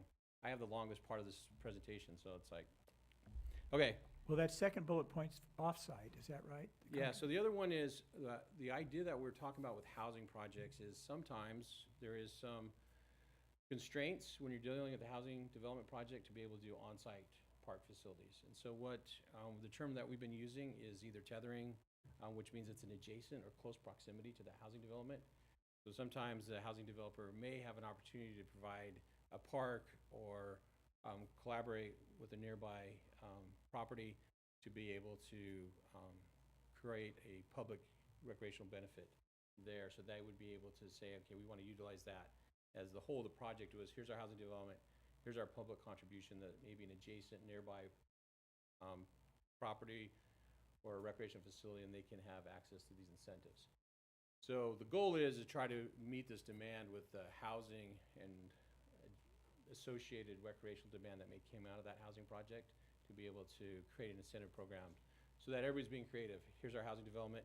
We may have some constraints on site, but hey, we'll be able to do something in the close proximity or adjacency to help with the recreational component. So then the incentives, again, is a residential, maybe that market that supports that residence, remote offices, and then increased density of the housing needs, or reduction in some of those development standards that we have. So we're still exploring this. These are some ideas and concepts that we have, so we're looking for, again, for input on that. So we'll go on to the next slide. In any other category, same concept. You have your project, you match it with a public contribution, you become qualified recreation benefit projects, and you have access to the incentives. Some of these same incentives, they carry over as far as the categories, the way that we're describing them. But the great opportunity with this is that, hey, maybe somebody just has a great commercial project. They don't really want to do private recreation. They're not doing housing, but maybe it's a commercial project or maybe an agricultural industrial project. Some project that they want to take advantage of some incentives. And so the way that we all benefit from that is that then they partner with parks and say, okay, we want to be able to provide a public recreational contribution. Maybe a trail, maybe a segment of a trail. Could be trying to meet the needs as identified in the Rec Master Plan. And so they will be able to have access to some incentives as well. And next slide. Incentives, I'm repeating myself, but this could be a benefit to private developers. It could be a modification waiver of the development standards, simplified permitting, again, opportunities for additional uses that may not otherwise be allowed. We haven't really fleshed that out yet. That becomes a little bit more complicated. We're trying to balance the needs and goals in the county as far as agriculture, recreation, housing. So there's a lot of things that we're trying to balance in that. Maybe it's an increased intensity of use, or we've heard some employee housing. For example, like an equestrian center. Maybe you want to be able to house employees for that. It's an opportunity. Next slide. Examples of these other projects that some incentives is, let's say you have a new commercial shopping center. The public recreational component of that would be maybe, like I said, I already talked about this, dedicated trailhead, or maybe we've been talking about as a community gathering site. If you have a commercial center and they say, hey, our public recreation will be, we want to build in a community gathering center as part of our commercial development. And if we do that, then here's the incentives that we'd like to take. Lower permit level, or a modification on some of the parking standards, maybe the heights, other things like that. So that's kind of what we're exploring. This is something that we've just started looking at too over the last several months. So we're still kind of fleshing this idea, this concept out on this one. Next slide. I think I've talked about this already. We can move forward on this one. Kind of repeating myself. Example of a commercial project with a nearby trail. We're trying to find out where in the county this is because it looks really nice, having a nice commercial restaurant patio next to some vegetation. So maybe our next workshop could be there if we can find it. So hopefully we lay kind of like the ground, the base for what we're trying to accomplish. The question you may have in your minds is, how's this going to work? So next slide. Again, we're going to make it as small and tiny so you can't see what we're talking about. It's actually good on behind me. So this is really a collaboration between parks and planning on how this is all going to work. So we've talked a lot about a public benefit project. We've talked a lot about being a qualified recreational benefit project. So how do you get that status? It all starts with Parks Division. And so what we're exploring or examining is that you have an idea, you have a project, you identify that public contribution, that'll be part of your project description. You would submit an application to the Parks Division. Parks would evaluate the public contribution component of that and say, hey, this meets a need identified in the Recreation Master Plan. Maybe it's not identified specifically in the Recreation Master Plan, but it meets a public recreation need. So then they will issue you a letter of qualification saying, hey, this project is a recreational benefit project. How that will work is we're still exploring or throwing ideas back and forth. Is there a ranking system? Depending on the level of the public contribution, is it high value, medium value, low value?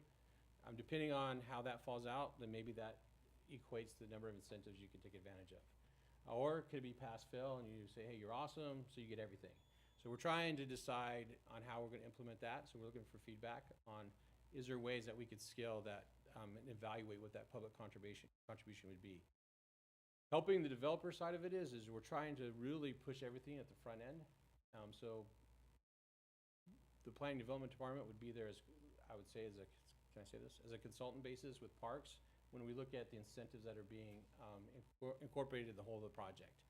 Not to evaluate them, but to say, yeah, if you become qualified, here's the incentives that you've incorporated in your project that you can take advantage of. Once you get that letter of qualification from the Parks Department, that's what we need to open up the ordinance to process the incentives. And so then you would submit the actual application in planning development. But the key point that we want to make here is that a lot of that work has already been done before you hit our doors. A goal would be, a dream, that with all this front work is that you could be, hopefully, Director Powell's not listening, be complete at the first time. We'll see. That's a trial run. But we're trying to front load as much as possible so that it takes the mystery out of what you're doing. So you can say, okay, here's my public contribution.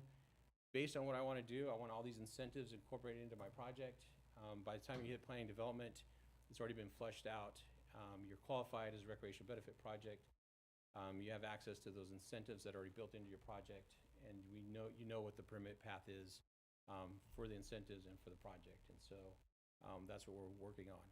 One thing that we haven't built into this slide, we are folding the ordinance amendments and policy amendments under the programmatic EIR for the Recreation Master Plan. So the hope is that you may be able to tear off of that on a project-specific projects that you have. Again, on a site-specific, you may have to do more environmental analysis, but that's the environmental analysis side of it. But as far as permitting, we're trying to take the mystery out of it and what that process would look like. So you know, hey, here's our contribution, we are a benefit project, and we want to be able to get through the process in a simplified manner. And then I'm going to end. I think the next slide, we wanted Ms. Mitchell to just walk everybody through what this would look like on a hypothetical project. And then we can come back up for questions, Chair, if you'd like. Let's do that. Let's go to you, Ms. Mitchell. And we'll be taking a break real soon before we get to our last segment. Okay, yeah, so we just wanted to put this in real world context. So this slide essentially demonstrates an example of a recreation benefit project going through the full qualification and permitting process. We start with a landowner that proposes, say, to build and dedicate a trail easement that connects to regional trails in the area. And let's say they also propose to construct and operate a 20-site equestrian campground on that project site. The applicant would then bring those two concepts to the Parks Division for review, and then Parks determines that they qualify as a recreation benefit project and issues that qualification letter. The applicant then submits their application to Planning and Development along with that qualification letter from Parks. And their application, let's say it includes a 20-unit boutique country inn, a glamping campground with 10 sites, and a coffee shop near the public trail. So the idea is that all of those uses are uses that they could only get as incentives through the Recreation Benefit Program. And so then they go into the processing with Planning and Development. If the project scope can't be tiered off the master plan PEIR, then additional environmental review would be conducted. And then the overall project may be eligible for a more simple permitting path like an LUP. So that's going through the whole process there. Next slide. So we'll be switching gears over to environmental review, but I want to make sure we don't have any questions on the rec benefit program before we move on.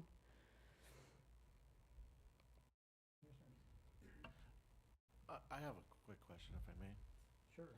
Mr. Okay. Martinez. So one of the incentives then possibly could be, let's say if you're zoned ag and you want to put something that, and within your acreage area, you abut a trail, and you wanted to put a cafe or rural inn, the incentive would be a variance then from just agricultural use to the commercial use, as long as that's what you're talking about, correct? Yeah, Commissioner Martinez through the chair. Yeah, so it's a use otherwise not allowed. So only projects that qualify through this rec benefit program would have the option for that commercial use, and we would have development standards for those additional uses otherwise not allowed. So Trailside Cafe, we would have specific development standards to make sure that they're not oversized or, you know, offering things that aren't appropriate for the area. Okay, so if I'm the Parks Department, and maybe they should have, well, if I'm the Parks Department, their knowledge really doesn't go into buffer zones or anything like that. They give the incentive letter and say, hey, it qualifies. You then look at it and say, well, now we got the situation of the buffer zones and all that goes along with ag production, correct? Commissioner Martinez through the chair. Yeah, that's correct. We will, in those development standards that I just mentioned, incorporate, you know, buffer areas, whatever environmental constraints we need to be concerned about, try and work those into the development standards. But yes, Parks just qualifies them. We look at the actual land use. Cool. Okay, so it's just a step in the process. Now, I'm hearing a lot about this incentive where it sounds like a trade. And somebody says, I'm going to do this, I'm going to develop a park. Okay, I'm going to give part of my housing development to a public park. What consideration is given towards the development and maintenance of the park? You may have the base, but maintaining it or even developing it into a park, that takes money. Where's that money coming from? Is that being considered at any step of these ways? Commissioner Martinez. Okay. I think please. I'll respond to that. So Commissioner Martinez through the chair, it's a very good question because they're not inexpensive to build. No. And so I think as we're working through this process, we're going to see what a private developer might be able to build while still maintaining a financially viable affordable housing project, or just a project that has some percent affordable. And then, as you saw in the slide presentation, it's possible that then that gets transmitted to the county, right? That either the raw land gets transmitted to the county and we have to find funding to build it and maintain it, or they build it out and it gets transmitted to the county and the county then maintains it over the long term. But yeah, there are things that we need to really work through on how that will happen on the ground. Yeah, because that's what's really giving me the concern. Okay, you start off with the concept, and I've seen it in even places where a private citizen gifts a property for a park, but the county or the city just doesn't have the money to even develop it or even maintain it, and therefore it becomes an eyesore in a sense for what was intended to be a beautiful situation. Okay. I'm going to supplement that answer. It's harken back to the reduction of park fees. So if you've got a $9 million park fee you're going to pay, and instead of paying that $9 million or all of it, you build a park. So we see a park. It's not a vision of that there may be a park 10 years from now, and then we'll go through appraisal processes, and then it'll go into 20 years, and then 30 years, when you and I are dead, somebody will actually use the park. No, this is the developer builds the park, gets a credit against those fees. You've now got a park. The developer has an incentive because they haven't spent so much, and the public has a park to enjoy. I mean, that's the ideal there. Because not to have all these vague intermediate steps, which I think you're justifiably saying, well, I'm not sure that ever gets us anywhere. Well, it may get us to a certain point, but I'm talking about the continuous point of the maintenance of it, which reminds me of what we were talking about with the ADUs, for instance. You have a need, you get that need, you address that need, but it now puts an additional burden on the shoulders of the county, or I'll just say the county for this example. ADUs have educational and county, but that is just something that's coming to mind of a concern that I would think that through this process is going to be looked into and addressed in some conceptual, if not reality way. I think you're foreseeing a very important piece of all this that they'll come to, and that is, it's clear that all of this can result in more responsibilities for the Parks Division. Funding to maintain these parks, funding to hire the personnel to administer this program. And the county is going to have to make a very fundamental decision. If we want recreation for all this new housing we're going to have, and if we want recreation to address the inequities we already have, and we want recreation to keep young people in this county, we want recreation for other good reasons we want recreation, where's it going to come from, the financial? And that's where you're going to look at maybe reorganizing the Parks Division. Might go back to the glory days of the Parks Department. You might look at recreation districts. That's going to be a big final piece of all this, is where it all leads. There is a price to pay for more recreation, and you've hit the nail on the head. I appreciate that. I just don't want it to get to repealing a Prop 13 or anything like that. That's what my concern. No. Thank you. Agreed. Okay. Yes. So in terms of the financing of this, that's down the road, right? Because I'm thinking of like the Isla Vista Park and Recreation District. You've got other special districts that deliver those recreation amenities, and so that would have to be, calculated in however you take in the fees. And just, I know we're not really deliberating, but I would strongly recommend the concept be that you reduce the fees, because what we're talking about a really pie in the sky idea here. I love it. Of course, we want all our developers to do it. This isn't that different with how it's been done in the last 30 years. You come in and you are along a bike lane or a trail, or, you have some sort of amenity on your comp plan or in your community plan, and you have to do it as part of your project. So now we're talking about incentivizing that more so that you can do, better permitting tracks or whatever. But to waive the parks fees altogether, even though you're building it. It's not about building it, and ask any parks director in the country. It's not about building it, it's actually about maintaining it. And that's why public agencies don't accept open land anymore. I mean, the county's one of the few ones that do, but it's in ungroomed states, let's put open space. So, as much as I see the incentive of actually waiving fees, I wouldn't talk about waiving fees. I would talk about significantly reducing them, because the Parks Division is going to need that to maintain it. Anyway, that's just strong opinion. Okay. If I could, Chair Park? Yeah, yes. I might have a little bit to add to this discussion.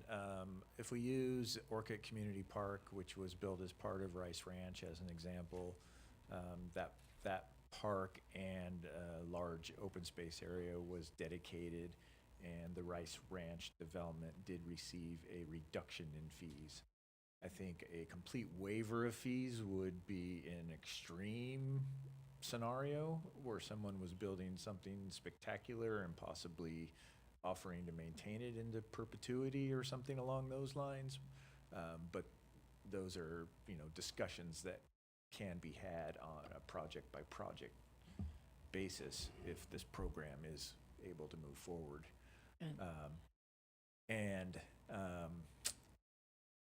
The rec master plan will have an implementation and kind of funding chapter in it when we get to that part, and it could address some of these things that have been suggested today. Recreation districts and other options for funding.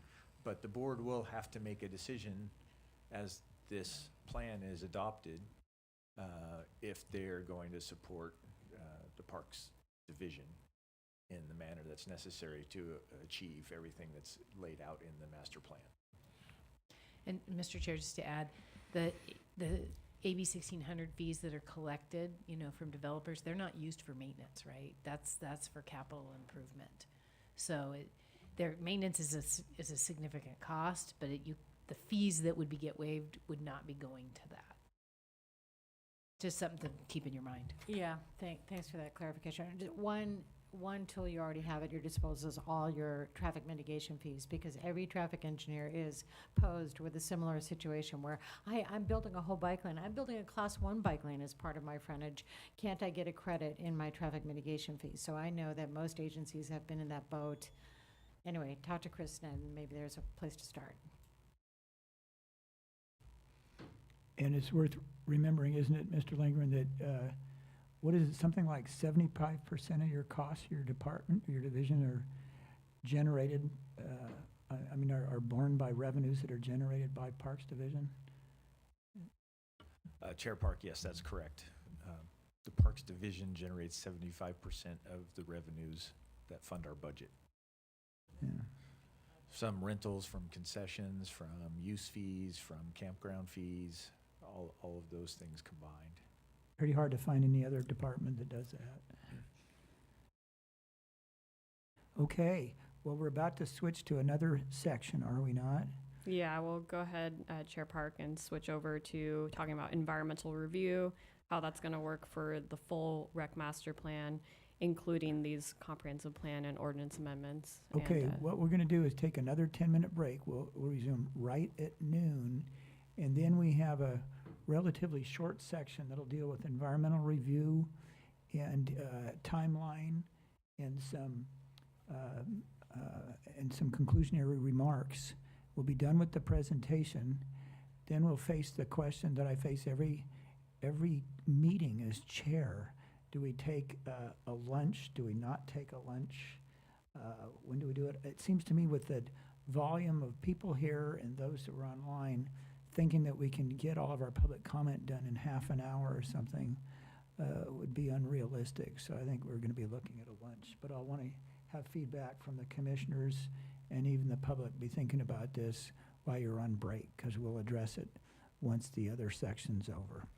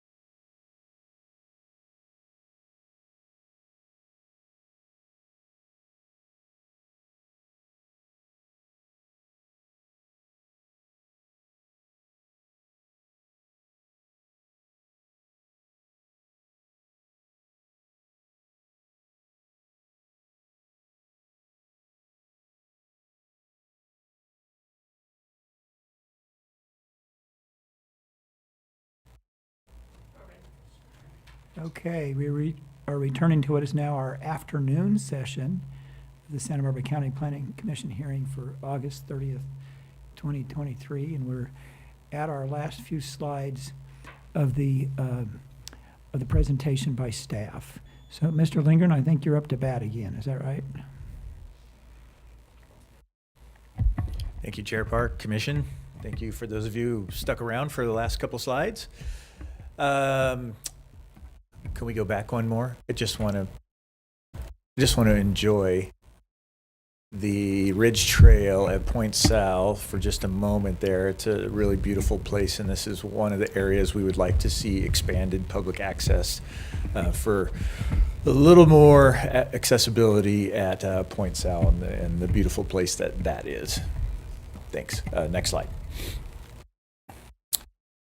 We're going to finish off now with just a little discussion about the environmental review process for the all the components that we've talked about today.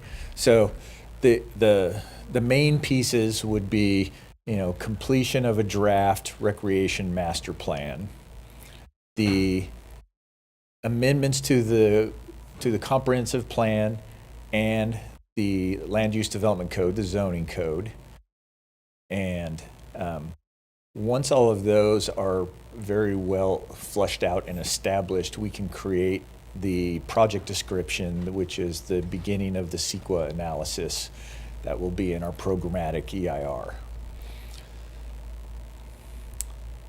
The preparation and timing of that, I'll show you on the next slide, but it is a programmatic EIR, so it will look at kind of the long-term vision of what we'll be showing you in the needs assessment.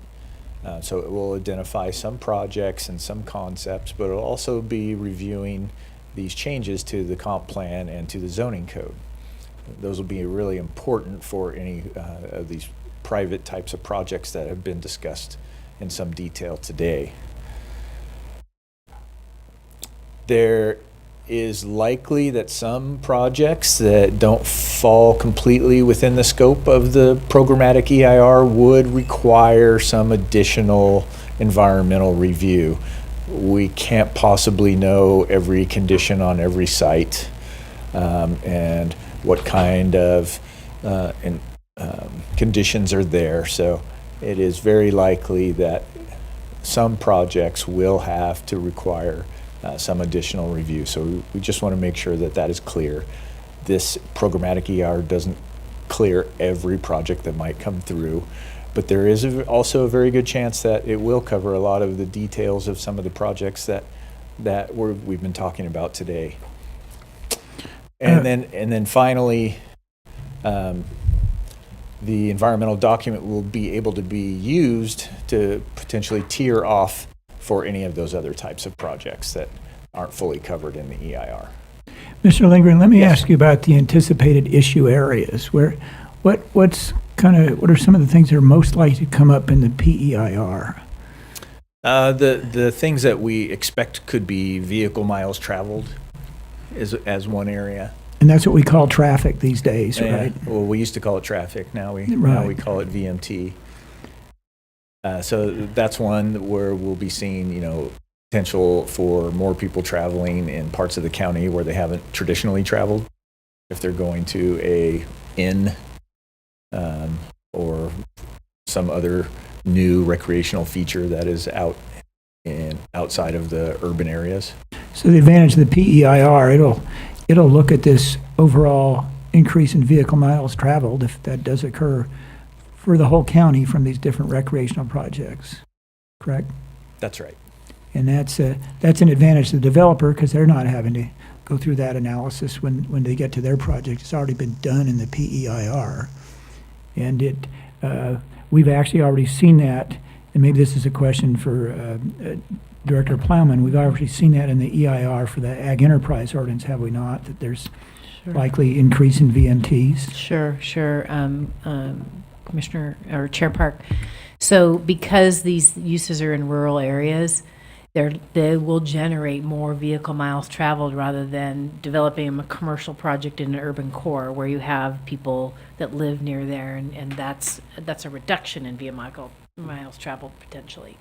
So in this case, you'll see an increase, and that is why we ended up doing a programmatic EIR for both farm stays and all of the other uses that are covered in the Ag Enterprise Ordinance. And so the beauty of the programmatic document is that where you have the potential for a significant and unavoidable impact that can't be mitigated, the decision makers can override that impact, and then people who come along with projects that fit under this program at a later date can then tear off that document, and they don't have to do an EIR because they have a significant unavoidable impact. So it's one tool that we use and we've used over the years with our community plan EIRs, et cetera, that this bigger document takes care of those significant unavoidable impacts, and they're overridden. And then if they have some special biological resource on their particular property, then that would get individual attention, but they don't have to do all the rest of this. That's correct.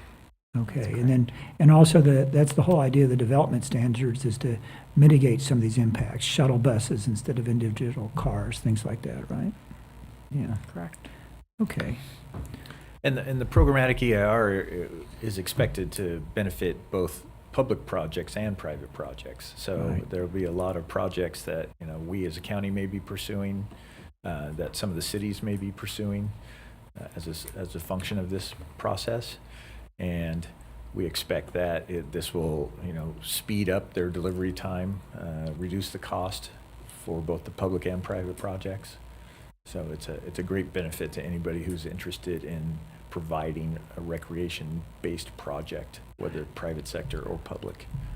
So if we have PEIR for these kinds of things, that might benefit some of these large rezone projects, because they'll see that in the PEIR for the rezones, but also even here, that VMTs are addressed already in the PEIR instead of their individual project needing that at some later date. And the housing element will really address those VMTs. Exactly. That programmatic document Yeah. will address that. It's a good theme for all of our Yep. PEIRs. Yep. Okay, go ahead, Mr. Lindgren, I'm sorry. Okay. Well, actually, nope. I Oh, had yes. another question about it there, and maybe it's actually a comment. Let's not forget our cannabis programmatic EIR. So it held all those, VMTs. I'm trying air to, quote- but, Yeah. okay. The point was that what staff came up with was an additional checklist. So it was a halfway point between citing the programmatic EIR and then not having to do an addendum for site-specific things. There was an additional checklist. So maybe that's something that staff can look into, because that would be another incentive to the applicant as opposed to having to do an addendum. That makes a lot of sense. Oh, next slide, please. This is our current timeline for approval and adoption. Again, I apologize for the teeny tiny print. I think maybe the important part is where the bar transitions from blue into the pink zone. That is when we intend to have, public scoping of the EIR available, and then you can see that process will continue. That starts in early 2024, January, we're anticipating, and then we'll have public review of the EIR a few months later, as you see it, kind of the middle of the pink part of the bar. Following that portion, we would take the whole package to the Board of Supervisors for completion.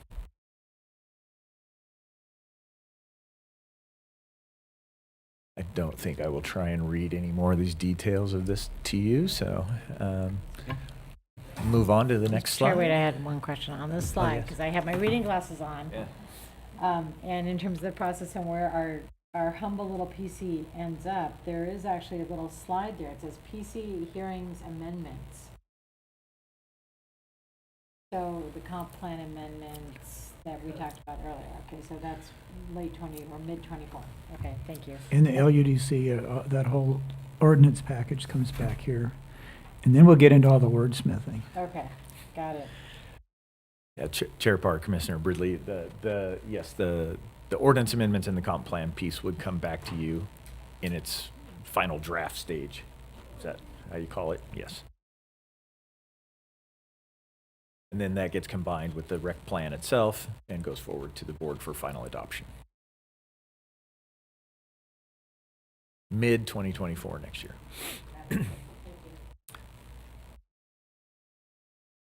And in conclusion, I do want to point out at the bottom of this slide are Tina's email and my email. And if you have any thoughts or you have ideas about projects you think could be incentivized, or just anything you want to share with us about the ordinance amendments and the comp plan policies, ordinance amendments are probably what is more interesting to most of you, but feel free to email us before or after, but before the September 27th, the next meeting. So that will help us understand a little bit more about what you're seeing, what you think about the proposals so far. But please do feel free to reach out to us if you would like. In conclusion, improved recreational facilities benefit all county residents. What we learned in our outreach is that normal citizens don't really see political boundaries. There's folks in Lompoc who drive to Santa Maria to play in soccer leagues.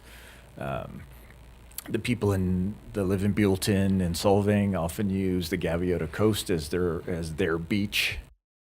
So it doesn't really matter if a rec facility is in a city or a county or what part of the county. It benefits everyone to have these facilities in our community. The second bullet there is underrepresented groups have a big need in our community, and that will be a target of this project, is to find ways to support those groups that need the facilities that they're lacking. And then the last bullet there is, let's all begin to work together to solve this issue and provide better recreation and a more robust variety of recreation throughout the county. Next workshop is September 27th, right back here, same location, same time, 9 a.m. And then input, questions, comments? Anything on these last sections about timing or environmental review? Then what we're going to do is break for lunch, but before we do that, and I got to stand up and stretch anyway, but this is my comment on staff. Thank you very much.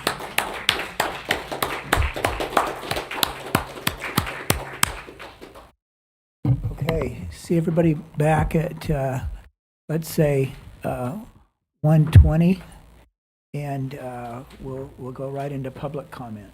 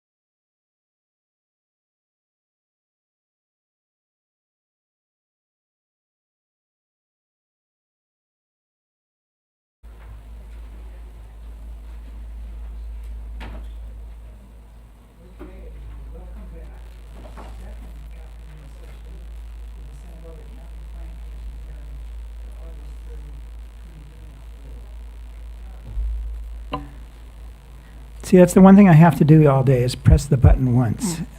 All right, so welcome back I'm to back our, on this planning commission meeting, so I've got to run. I'll talk to you in a little bit. Bye. that must have been Commissioner Cooney, right? You waiting for me? Yes, Sorry.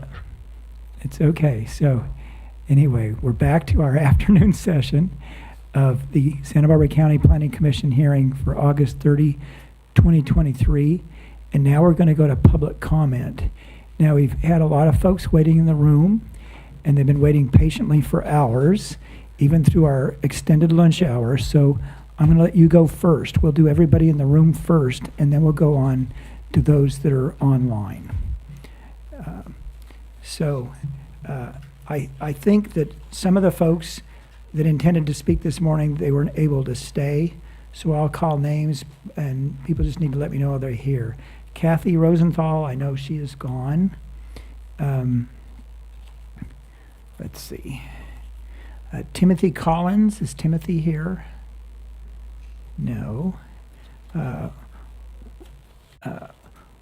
Robin Martinez? Or Martina? No, well, whatever, Robin. Okay. Greg Greeley. Greg, you want to be our first speaker? Oh, thank you. All right. For the opportunity. Absolutely. If I talk a little loud, it's because I got hearing aids. Chair Pro can ask a question. Oh, thanks. What's that? Yeah. Can I ask yeah, that's how good. much time we're allowing each speaker I'm to sorry, speak? what? You know, Ms. Castro is asking a very appropriate question as to how long to give each speaker. And I'm going to dodge the question by saying it's a workshop, it's not a hearing, our guidelines don't necessarily apply, and I want to hear people out. If you go past 3 minutes, I won't intrude harshly. I might just remind you it's at 3 minutes. And if you're going like 6 minutes and 8 minutes and repeating yourselves, I'll say time to jump off the stage. So does that answer the question? I hope it does. And remember, anybody that comes up, you're going to have another shot, maybe even today, but certainly on September 27th. So we don't need to go on forever, but go ahead and speak your piece. That help you, Mr. Thanks. Greeley? I'm gonna, And you be as loud as you want, okay, thanks. okay? I'm not related to Greeley, on the school there. I'm different Greeley. I always do that because everybody, all the students, and we run therapy dogs with Love and a Leash to all the schools and stuff. So Okay. anyway, I like the idea about recreation and stuff. Get these people outdoors and do your thing. And everybody's saying, well, what kind of space do we have? What kind of properties do we have? Industrial. We have not only pre-existing, but industrial where people have vacated. And I'm not talking about Area 9, I'm talking about in Santa Maria, it'll last you 40 years. So we've got this industrial part here, which is unfortunate because it causes problems for Paseo del Sol and Westgate and everything with fumes and partying at night from over there and noise. We got people from Miller parking in our development, junk cars, everything, nobody can take care of it. But they put a packing plant, okay, between Battles and Stoll. And when the Planning Commission was doing that, I said, you know, those reefers are going to be running all night long next to the housing. Well, the Planning Commission, a certain person said, that will be the homeowner's problem then. I don't know if that's the city. I'm hoping it's not Santa Barbara County's plan or attitude, because that's what it's been in Santa Maria for years now. I know. And I say that, and believe me, it bothers me. Anyway, you've got Industrial 9. And most of the people, you want to take Santa Barbara County, you want to make it flourish and make people come here, make people pay those high prices for those homes and get those taxes. That's good. But when you have high-priced homes and high-priced parks and stuff like that, you create businesses. You need buffer zones. And that, we didn't have a buffer zone with that freezer or that plant over there. We don't have a buffer zone, and I fought with the city for 10 years to finally get the Coles to get rid of the trucks that were parking behind my house at 2 o'clock in the morning idling, to get the Millers to kind of try and put up a fence to stop kids from running in there at night. So if we had a buffer zone, I mean, industrial's great, we need that, but we have plenty of industrial land without even Area 9. Put a park there. Let's get it going. Then build those houses on the other side of that park, and then a buffer zone for that. But if you want to put industrial, don't put it right next to housing. And that's been the norm in Santa Maria for years and years. Okay, that's pretty much, I mean, it's like we deal with fumes and noise and nobody can do anything about it. Love the park idea. It's a public, it's not a private thing. But if we're going to start, and if you need land, there's tons of it sitting right there. We go through the dust and everything else constantly. Put a park there, please. I would love a park. And just because I work for Love on a Leash, don't bother with dog parks. It's just a breeding ground for disease and dog fights and everything else. It really is. And nobody upkeeps it. The city, it's a total nightmare to upkeep a dog park. I actually go to Robin Ventura because I have 2 therapy in 1 service, so I train them off leash there. It's nice. But I've noticed the people too don't really take care of their parks like they should. And I was talking to the young gentleman here. You're talking about maintenance for certain things that you need maybe for a park or whatever. What's kind of neat about Santa Barbara County is the high school kids have to do so much in community service to graduate. Guess what? We're going out there and cleaning that park today. Let's get that community service. Let's get you out there in the sunshine, you know, and then you go back, God, Mom, we were at this beautiful park. Why don't we take the kids there this weekend, you know?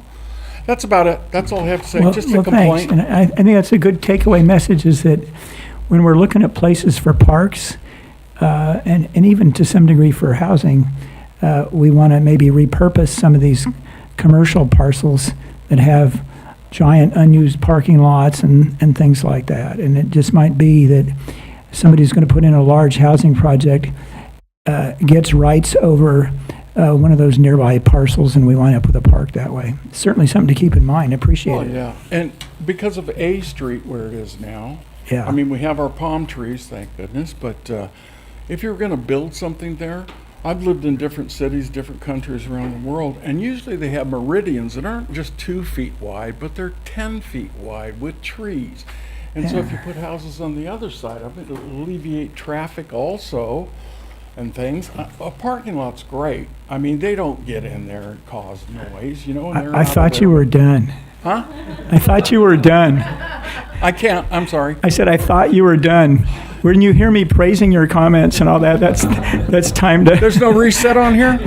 Okay. No, but maybe later today, come back on September 27. I'll be back. I'm taking the dogs to the dog park. All down right, there, Robert good. Ventura and Trina. Thank you. Good. Thanks for coming.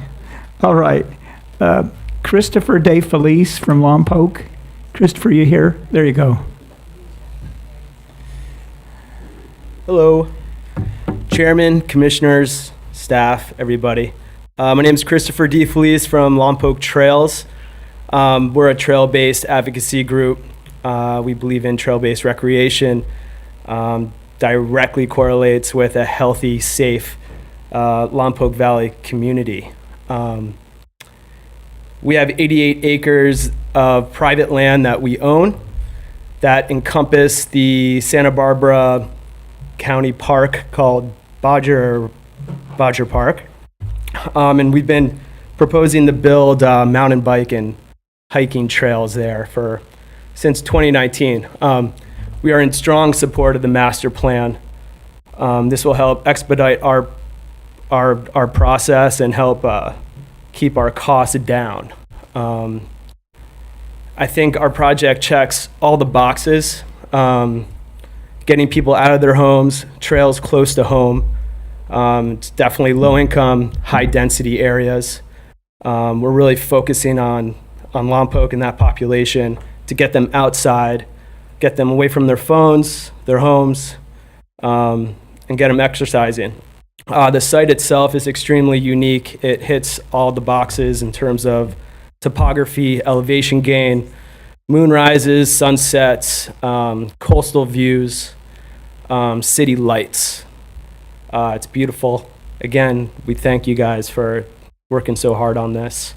And we'll see you on the 27th of September. All right, well, let's see if we make this work for you. Thank you. Oh, Commissioner Bradley had a question for you, Mr. Delphis. Thank you. Did you say, so you're involved with developing a bike park or a bike trail? It's hiking trails and bike trails. Hiking, okay, so we got a lot of feedback today, written comment about equestrian trails, but then also there's a growing concern about the safe cohabitation of mechanical bikes and pedestrian bikes. So do you have any experience with both of those in the same facility? Are you referring to e-bikes? And we can call them digital or... What do you call them? Yeah. Right. So, yeah. E-bikes versus regular bikes. Correct. And so there's, we're talking about trails and recreation opportunities. I mean, how have you seen those two managed, or frankly, e-bikes with any other kind of user? Okay, so basically e-bikes come with their pros and cons. They get people outside who might not necessarily be able to get outside, get them to the stores, get them back. In trail environments and highly dense trail areas, they do sometimes create a conflict. And that's something we're definitely aware of and need to control. Yeah, does that answer your question? I mean, especially around equestrians, I mean, cyclists in general, when they start and we embed in every single mountain biker that they need to get off their bikes, you talk to the horse rider, you talk to the horses, you give them right of way because they're in the most dangerous predicament, right? So you want to make sure that horse knows who you are and knows that you're just another human, and you let them pass. And because we're in such a dense county here, that, I mean, it's education, and that's what Lompoc Trails also does, that you have to educate every single user so they know how to behave around other people. Bike bells is another thing. Hikers always have the right of way. It's just an education and creating that culture in every single city and community. And so we're starting pretty much fresh in Lompoc. There are no mountain bike trails. I think we have a half-mile trail in Lompoc that's actually designated for multi-use and mountain bikers. So there's a need, and that's really up in the village. We're south side of Lompoc, the city proper. So you're walking distance from, H and Ocean, right downtown. Go climb up 800 feet, go back to work. I mean, it's a 45-minute round trip. It's amazing. Okay, thank you. You're welcome. Any other questions? The 27th? I'll see if I can get off work. Okay, good. Because, I think these are very interesting questions, and I ride horses a lot, and I've also bicycled a lot, and I think that trail design makes a big difference. But I also think that unregulated e-bike use sometimes on trails can be dangerous as people are rocketing up the trails, which horses aren't used to. They're used to people coming down, descending blind corners, and we got to watch that with trail design. But e-bikes do introduce another subject. So yeah, it'll be fun to talk about this at greater length when everybody else has had a shot. Absolutely. All right, Thanks for coming. Hope to see you next time, too. Okay. Suzanne Duca. I'll bet you have a few things to talk about this subject, too, right? Maybe. I guess I'm an advocate for trails that could be used for individual user groups. Yeah. I got into this discussion about trail use when it was proposed for Live Oaks to be open to bikers and hikers. And I asked myself a question after that meeting, I don't know, about a year and a half ago. I said, well, what's the backstory on multiple use trails in our county? So I texted Mr. Lindgren, and he said, well, I'm not really sure about that. He says, why don't you go to P&D? I said, great. So I happened to be talking to Mr. Cooney, our first district planning commissioner, and I said, you know, I'm trying to chase down the history of multi-use. Said the best I can come up with so far is that it was established sometime in the early 90s, when nobody here was probably working or in public service. And so he said, well, I'm going to be over there anyway. Let me look into that for you. And he said he had a nice conversation with Miss Plowman. Is that your name? I'm sorry if I didn't get it correct.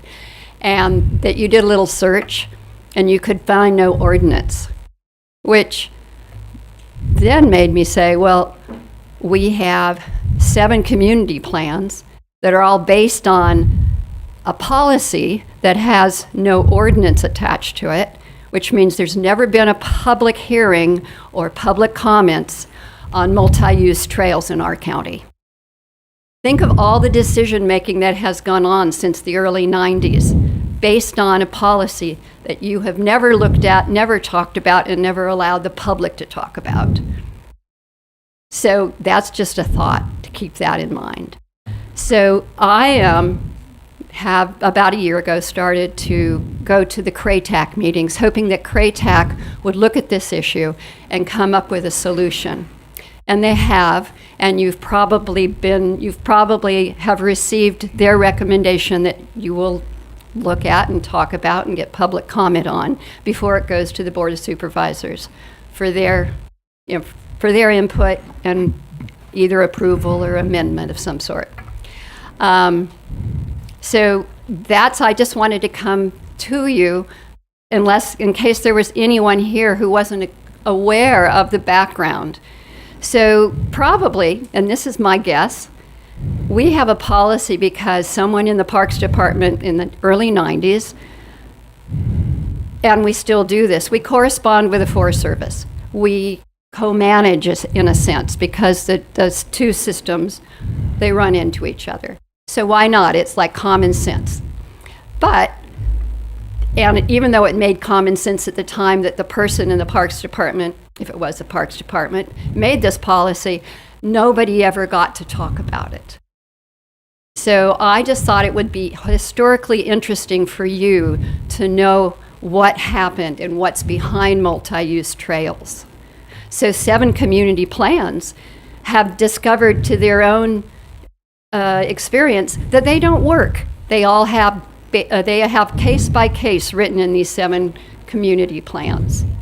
And I provided all the source material. It's in one of your 4 files that you talked about that you had here today, that you received. So you have a letter from me with all the source material and all this other stuff. But I just thought that this is a good background information for you as you go forward with your recreational master plan. And I even provided photographs of a National Forest Service that I hike in, that has individualized trails for horses and hikers, multi-use, bikers. So there is, even within the National Forest Service, an acceptance of the fact that not everybody has to be on all trails. Okay, thank you. Any questions? I was just going to say, I think it makes a very good point, and I kind of have let me put it, an educated guess as to why you found what you found, which was nothing. Because I think for a long time, historically, multi-use trail meant let's take an existing trail and open it up to everybody, and that's multi-use. I mean, that's kind of very literal and frankly kind of stupid. A multi-use trail should be designed as a multi-use trail, and it may work or it may not. But if you have a trail that's designed for multi-use by different users, it's going to do a lot better job of it than just taking an existing trail and throwing it open for everybody. And this is a subject I love to talk about, but I shouldn't spend the afternoon talking about, but we'll get to it. Okay. And appreciate the comment and the suggested policy. Yeah. All right, thank you. Okay. Emily Koval, is Emily here? Okay. Marcia Nelson. Okay. Claire Weinman. Claire, there you are.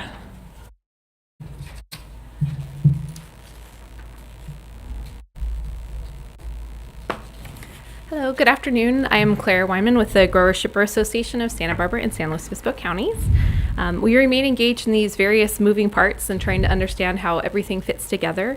And so appreciate learning a little bit more about some of those pieces here today, and plan to remain engaged in those different processes at the city and county level as well. We support compatible recreation and the diversity of ag throughout the county. We know it's been a long process, and just want to emphasize that we hope this isn't something that's amorphous for a really long time and then finalized. So we hope that there's a good in-between of where we can kind of look at some of those specifics and that specific language and kind of think things through. I think, two examples of that just from what we heard today, would be some of that ground truthing, like we heard in terms of the coastal access, just recognizing what are the physical and environmental differences in some of these locations. You've got the dunes, you've got, talked about the different governing jurisdictions, and then there's also the wildlife refuge too. But I'm trying to remember, I think that falls more in San Luis Obispo County, but Oso Flaco, yeah, it is. Well, and I think there's another one beyond Oso Flaco. So there's I think it's the Guadalupe Dunes National Wildlife Refuge that's on the kind of between Grover Oceano and Oso Flaco, or maybe just south of there.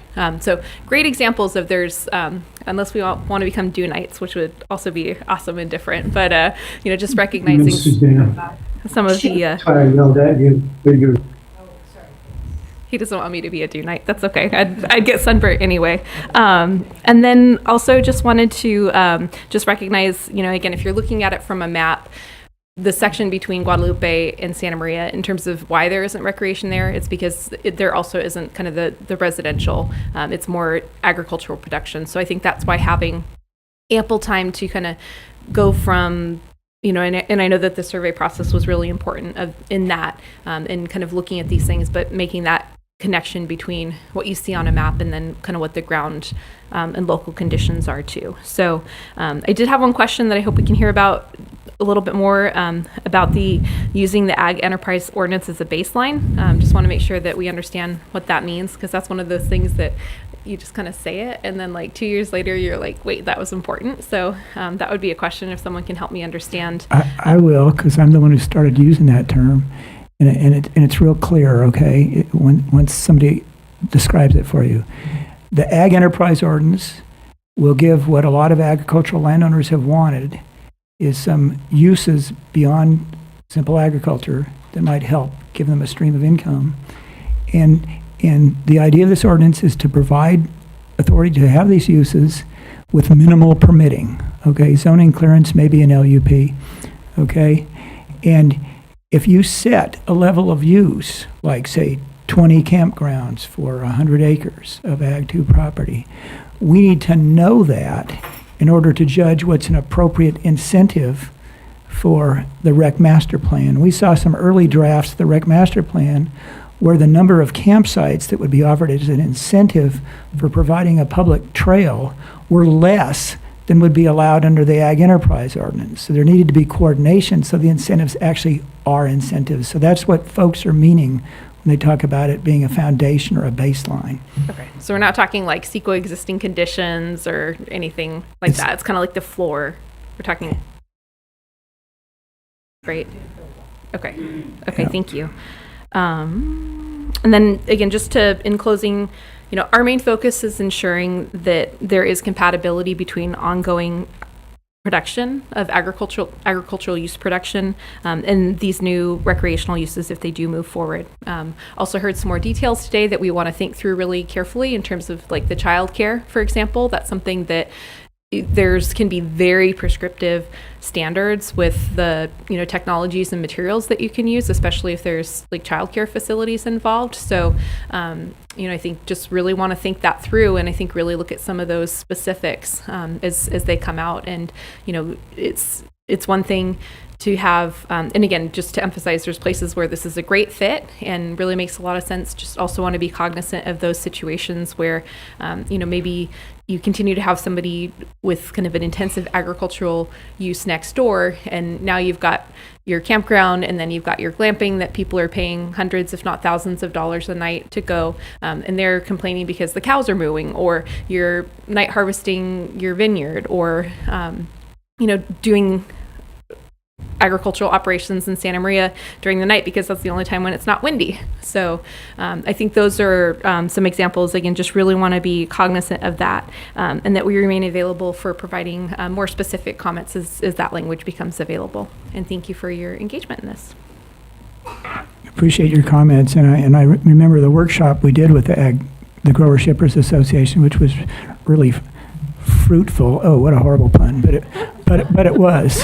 So anyway, we'll do it again. Appreciate that. Yeah, thank you. Yeah. Okay. Gilroy Macon.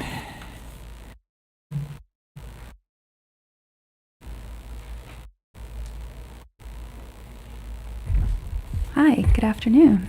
Chair Park, members of the commission, staff, thank you for this exciting day. I've been waiting, I think, 2-3 years to have this first workshop. It's very exciting.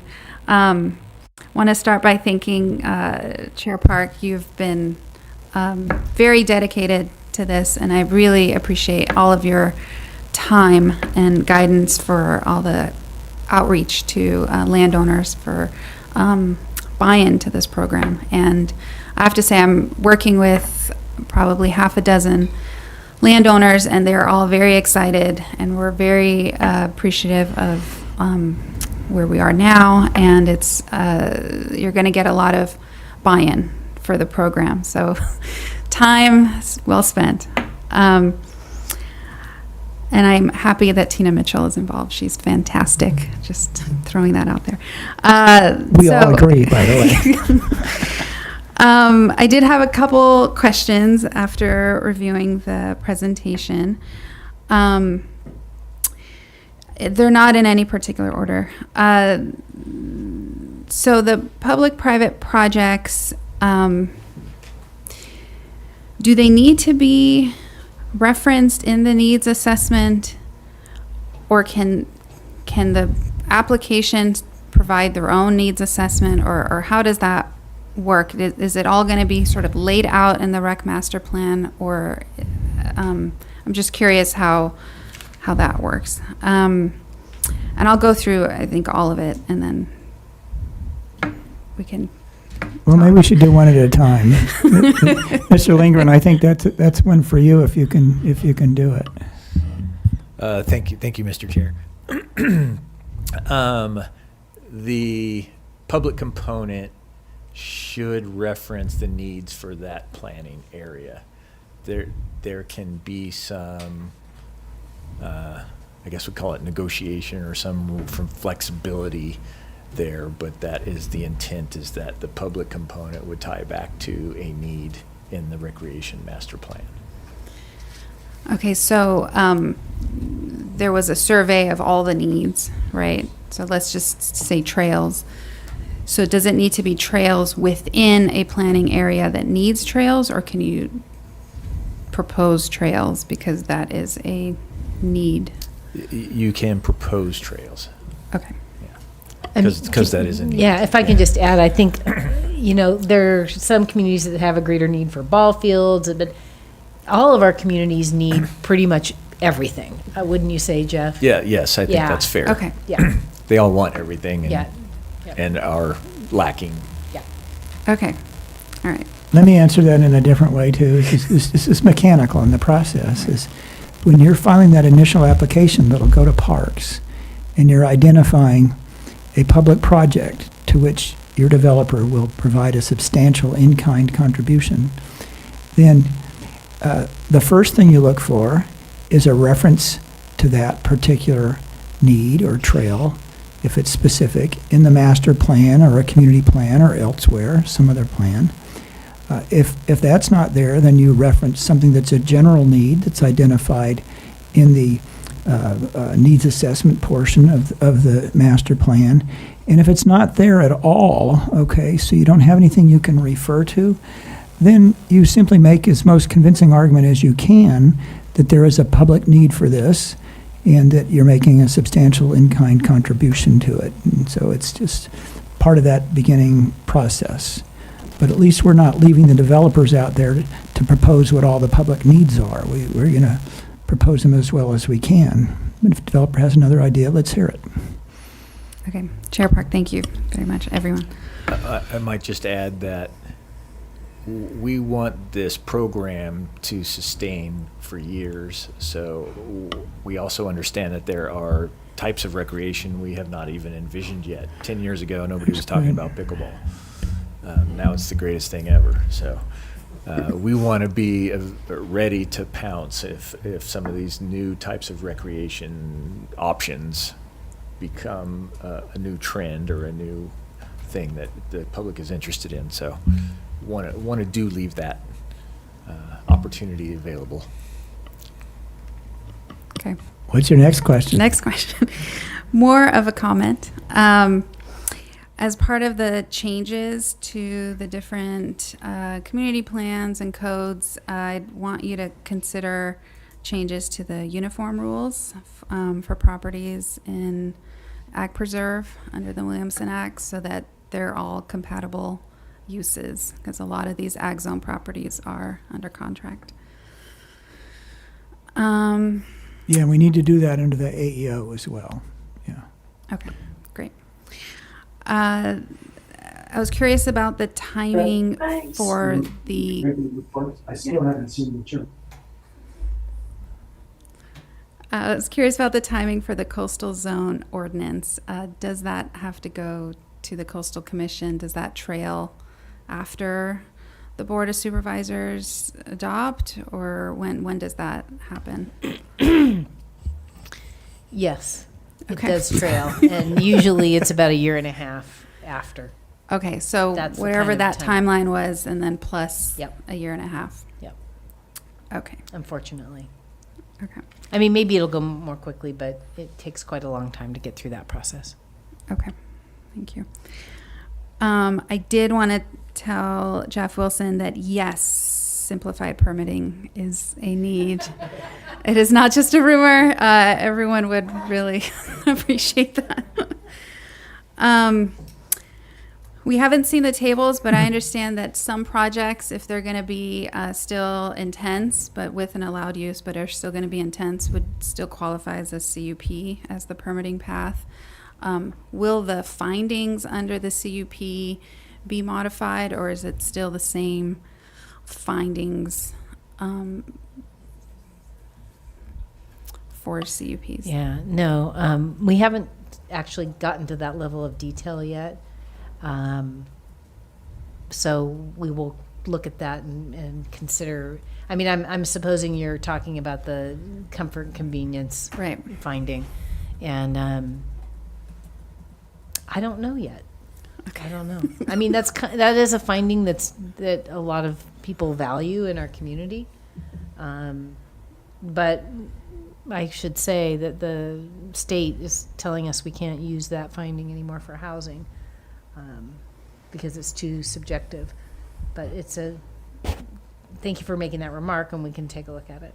And just the compatibility, if you're putting in a sports field, obviously there's no other sports fields around there, so it's tough to make that finding.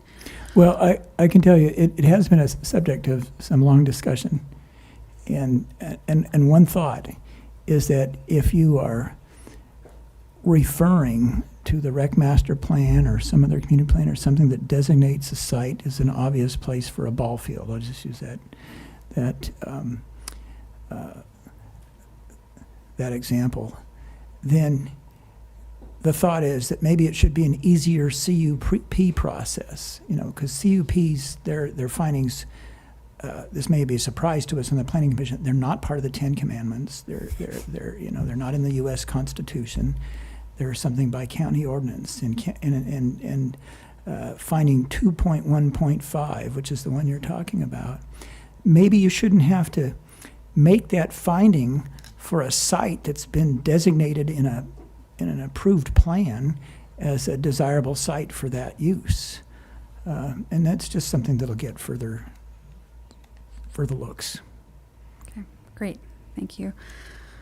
Are we talking about all zones? Are we just talking about Ag 2, Ag 1?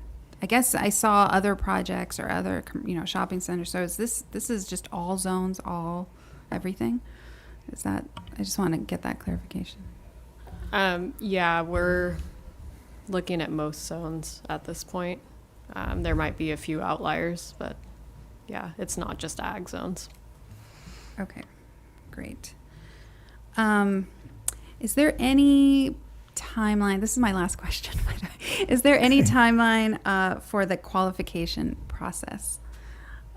Are you expecting like a 30-day review, or how long are you anticipating that process? Oh, I see.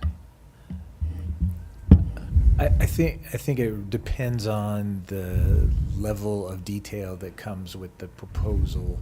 If you have I don't know if I'm using the right term, but a very stable project description, then we'll be able to evaluate that relatively quickly.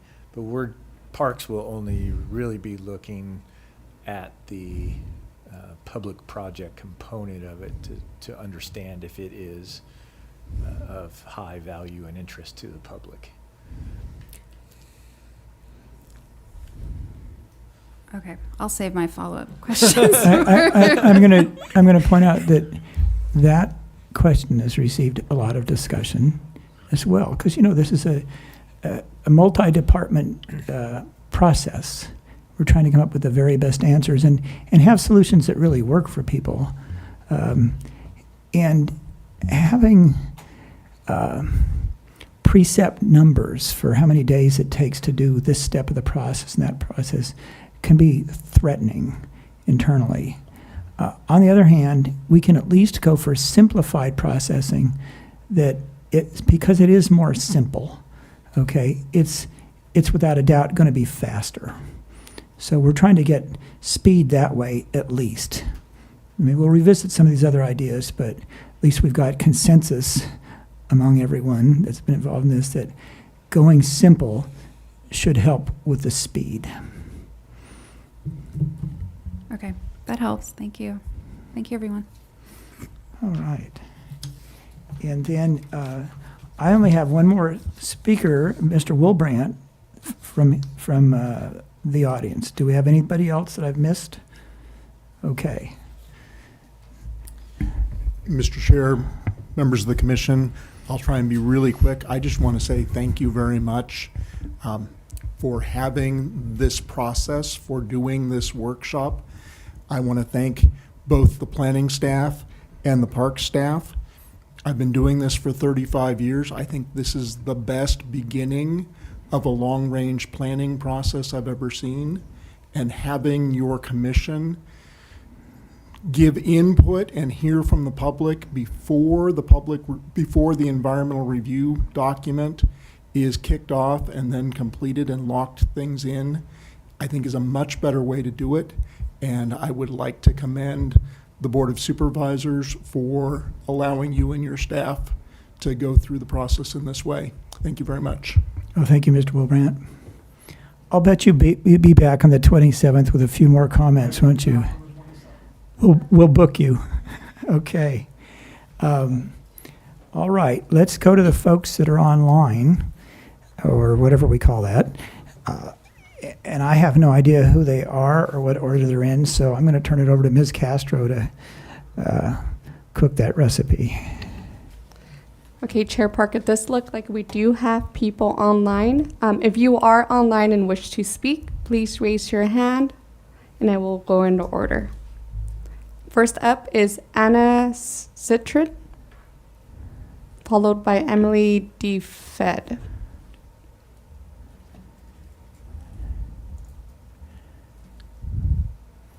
Okay, Anna, you there? Good afternoon, Chair Park. Can you hear me? I can hear you. I can't see you. I wish I could see you. But... Oh, I don't have a video option. Oh. Or maybe I do and I just can't figure it out. Sorry about that. Okay, well, we'll just imagine you, so go ahead. All right, sounds good. So I am here today speaking for the Gaviota Coast Conservancy, Anna Citron. Public access and recreational opportunities constitute the third pillar that fulfills GCC's mission, together with protecting the rural character and environmental integrity of the Gaviota Coast. Our specific goals include expanding public trail access and connectivity, including the California Coastal Trail and Gaviota Coast Trail. And we look forward to understanding how these new ordinance amendments will further these goals. We also want to make sure that recreational development allowed on the Gaviota Coast through the Rec Benefit Program is compatible with the rural character of the area and prioritizes low-intensity recreational uses consistent with the Gaviota Coast Plan. As Chair Park suggested at the outset, I'll defer our substantive comments until after we've had a chance to fully digest all this new material. And for now, I just want to say thank you to staff for all your hard work on this. And also thank you to Supervisor Hartman and also to Chair Park for spearheading this important effort to expand public access and recreational opportunities throughout the county. We will participate further and look forward to seeing you again next month. Ms. Citron, let me ask you to think of something in particular that I think your group will be particularly good at and you'll be focused on anyway, and that is, we have some property owners who want to do private recreational development, and so it's pretty easy to imagine what incentives work for them.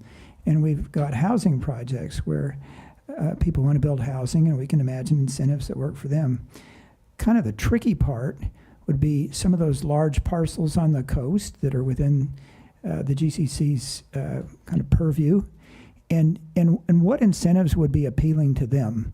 And that's harder because a lot of them have no interest in private development of recreation, and they're not really involved in adding more housing either. They just have a nice big ranch they want to enjoy. And yet we have a coastal trail we'd like to get finished, and we have other things. And so input from anybody, and your group in particular, because you're focused on this, would be welcome in thinking of incentives that would be attractive. Thank you, Chair Park. I appreciate that comment, and you're absolutely right. That is a tricky issue, and finding a solution there is really important. So we will absolutely give that some thought and hopefully come back with some suggestions. Very good. So who's next, Ms. Castro? We have Emily DeFed. And who would come next after that? We do not have any other hands that are raised. Okay.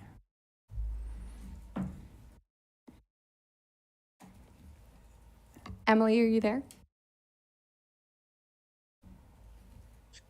Good morning, Chair Park and Commissioners. Can you hear me? We can, thank you.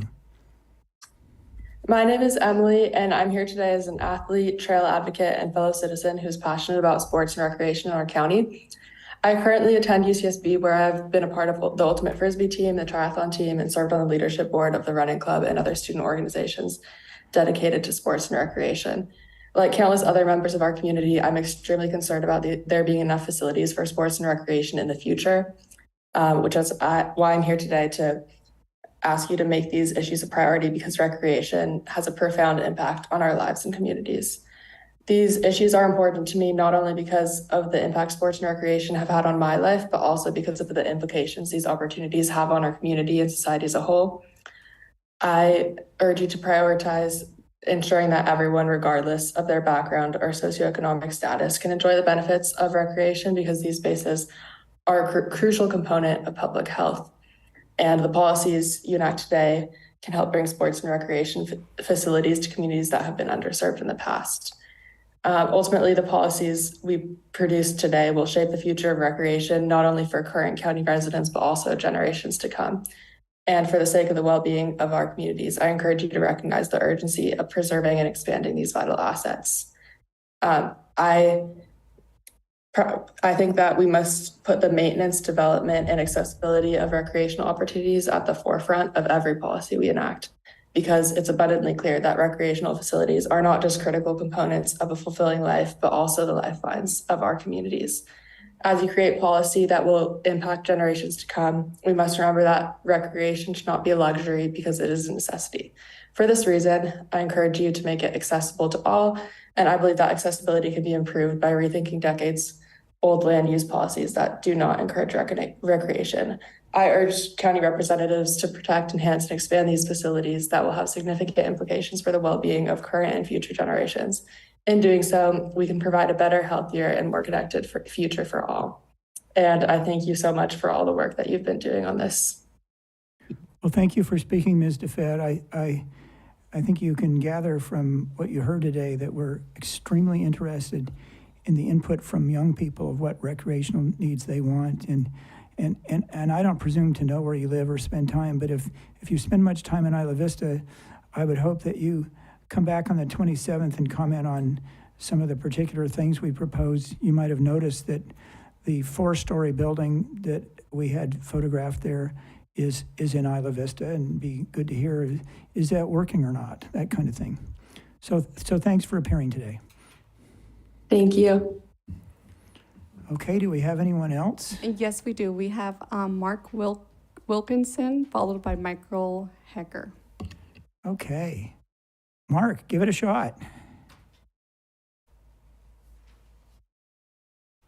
you, Chair Park and others. My name is Mark Wilkinson. I'm Executive Director of the Santa Barbara County Trails Council. And I'm sure many of you are aware that the Trails Council is a 50-year-old organization that works to maintain hundreds of miles of trail in Santa Barbara County. We work in collaboration with national, state, county, and city agencies and other organizations to fund, plan, construct, and maintain trail infrastructure in Santa Barbara County. And so we're really excited what's taken place over the last years on the Recreation Master Plan, and particularly impressed that through the survey process that almost everybody has first, second, or priorities for trails. It just reinforces the importance of them to the community. And because they're freely accessible, they're often under-resourced, appreciated as a community asset.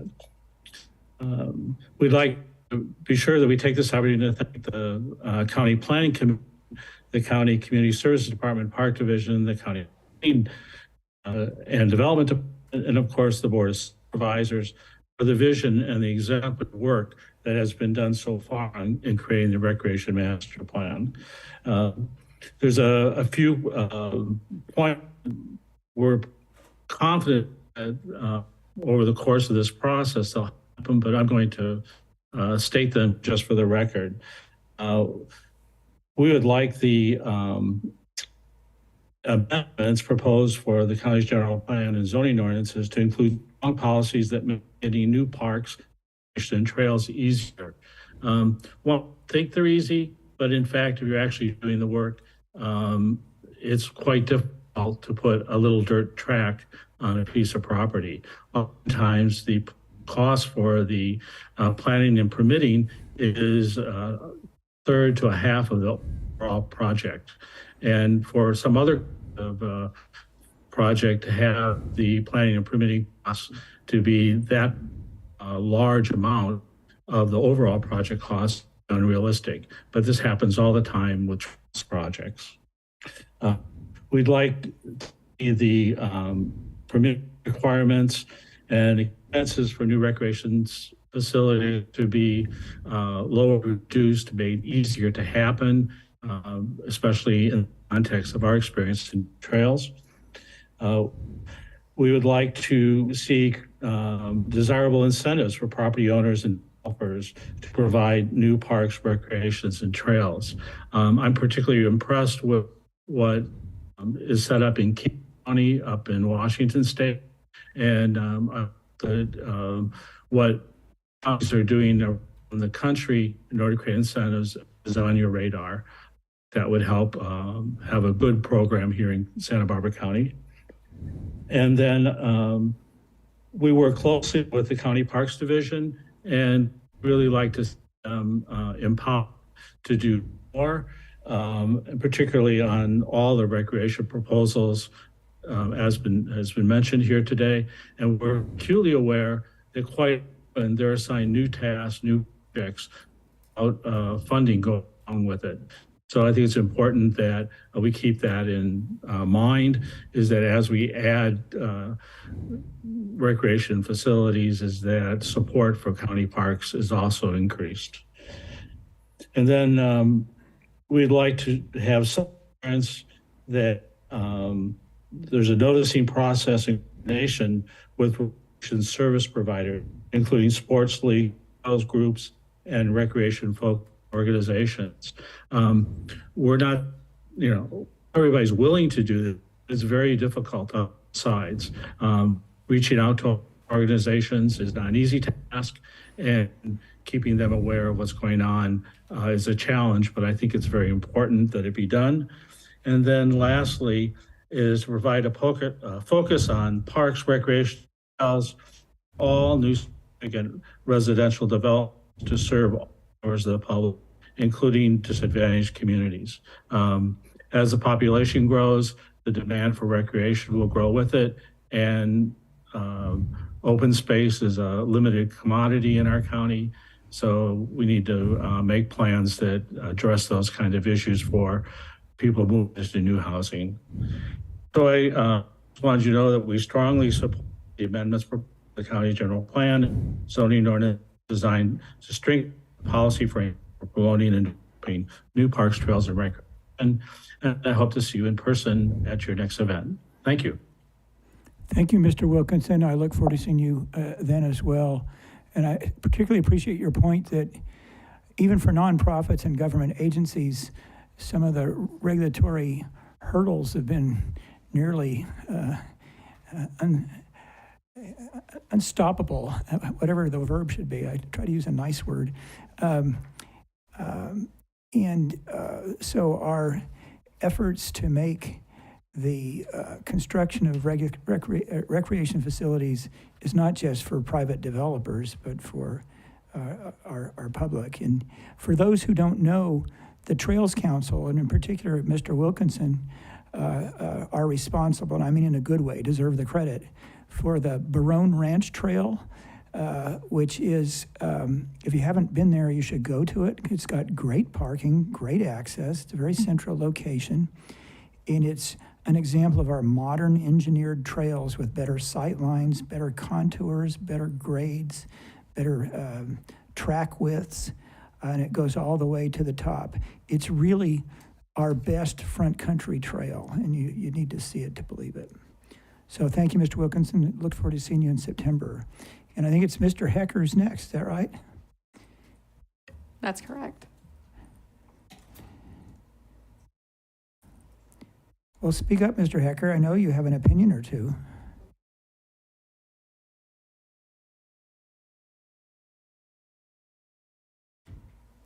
Mr. Hecker, are you there? I think it's giving him a hard time unmuting. Give me a minute, okay? Sure.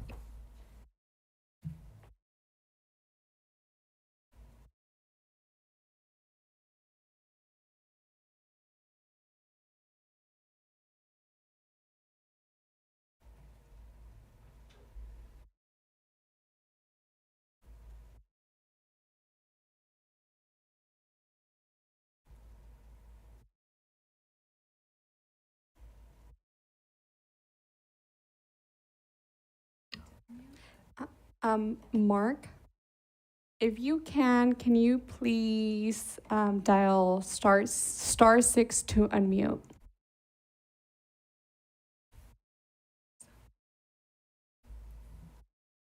Mark, you're talking about Mr. Hecker, right? Mike. There you go. I just. There you go. We hear somebody.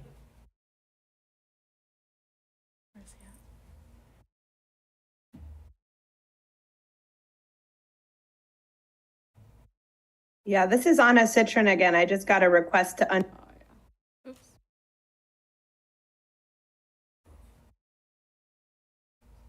Sorry.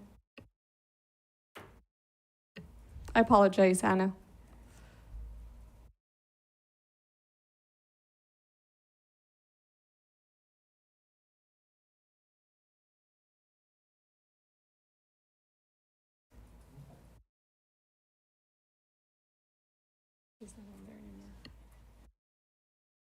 Well, it looks like we're having problems communicating today.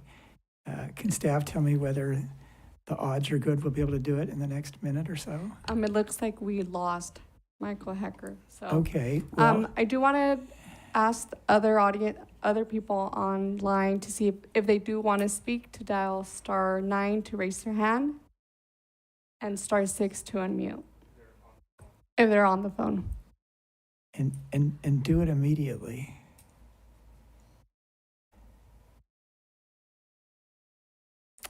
It looks like we do not have any other. Okay, and as we've said several times, we're having a second workshop on the 27th of September, and come back in and make your points then, or even if you try to get online today and it didn't work, but you got a whole month to figure it out.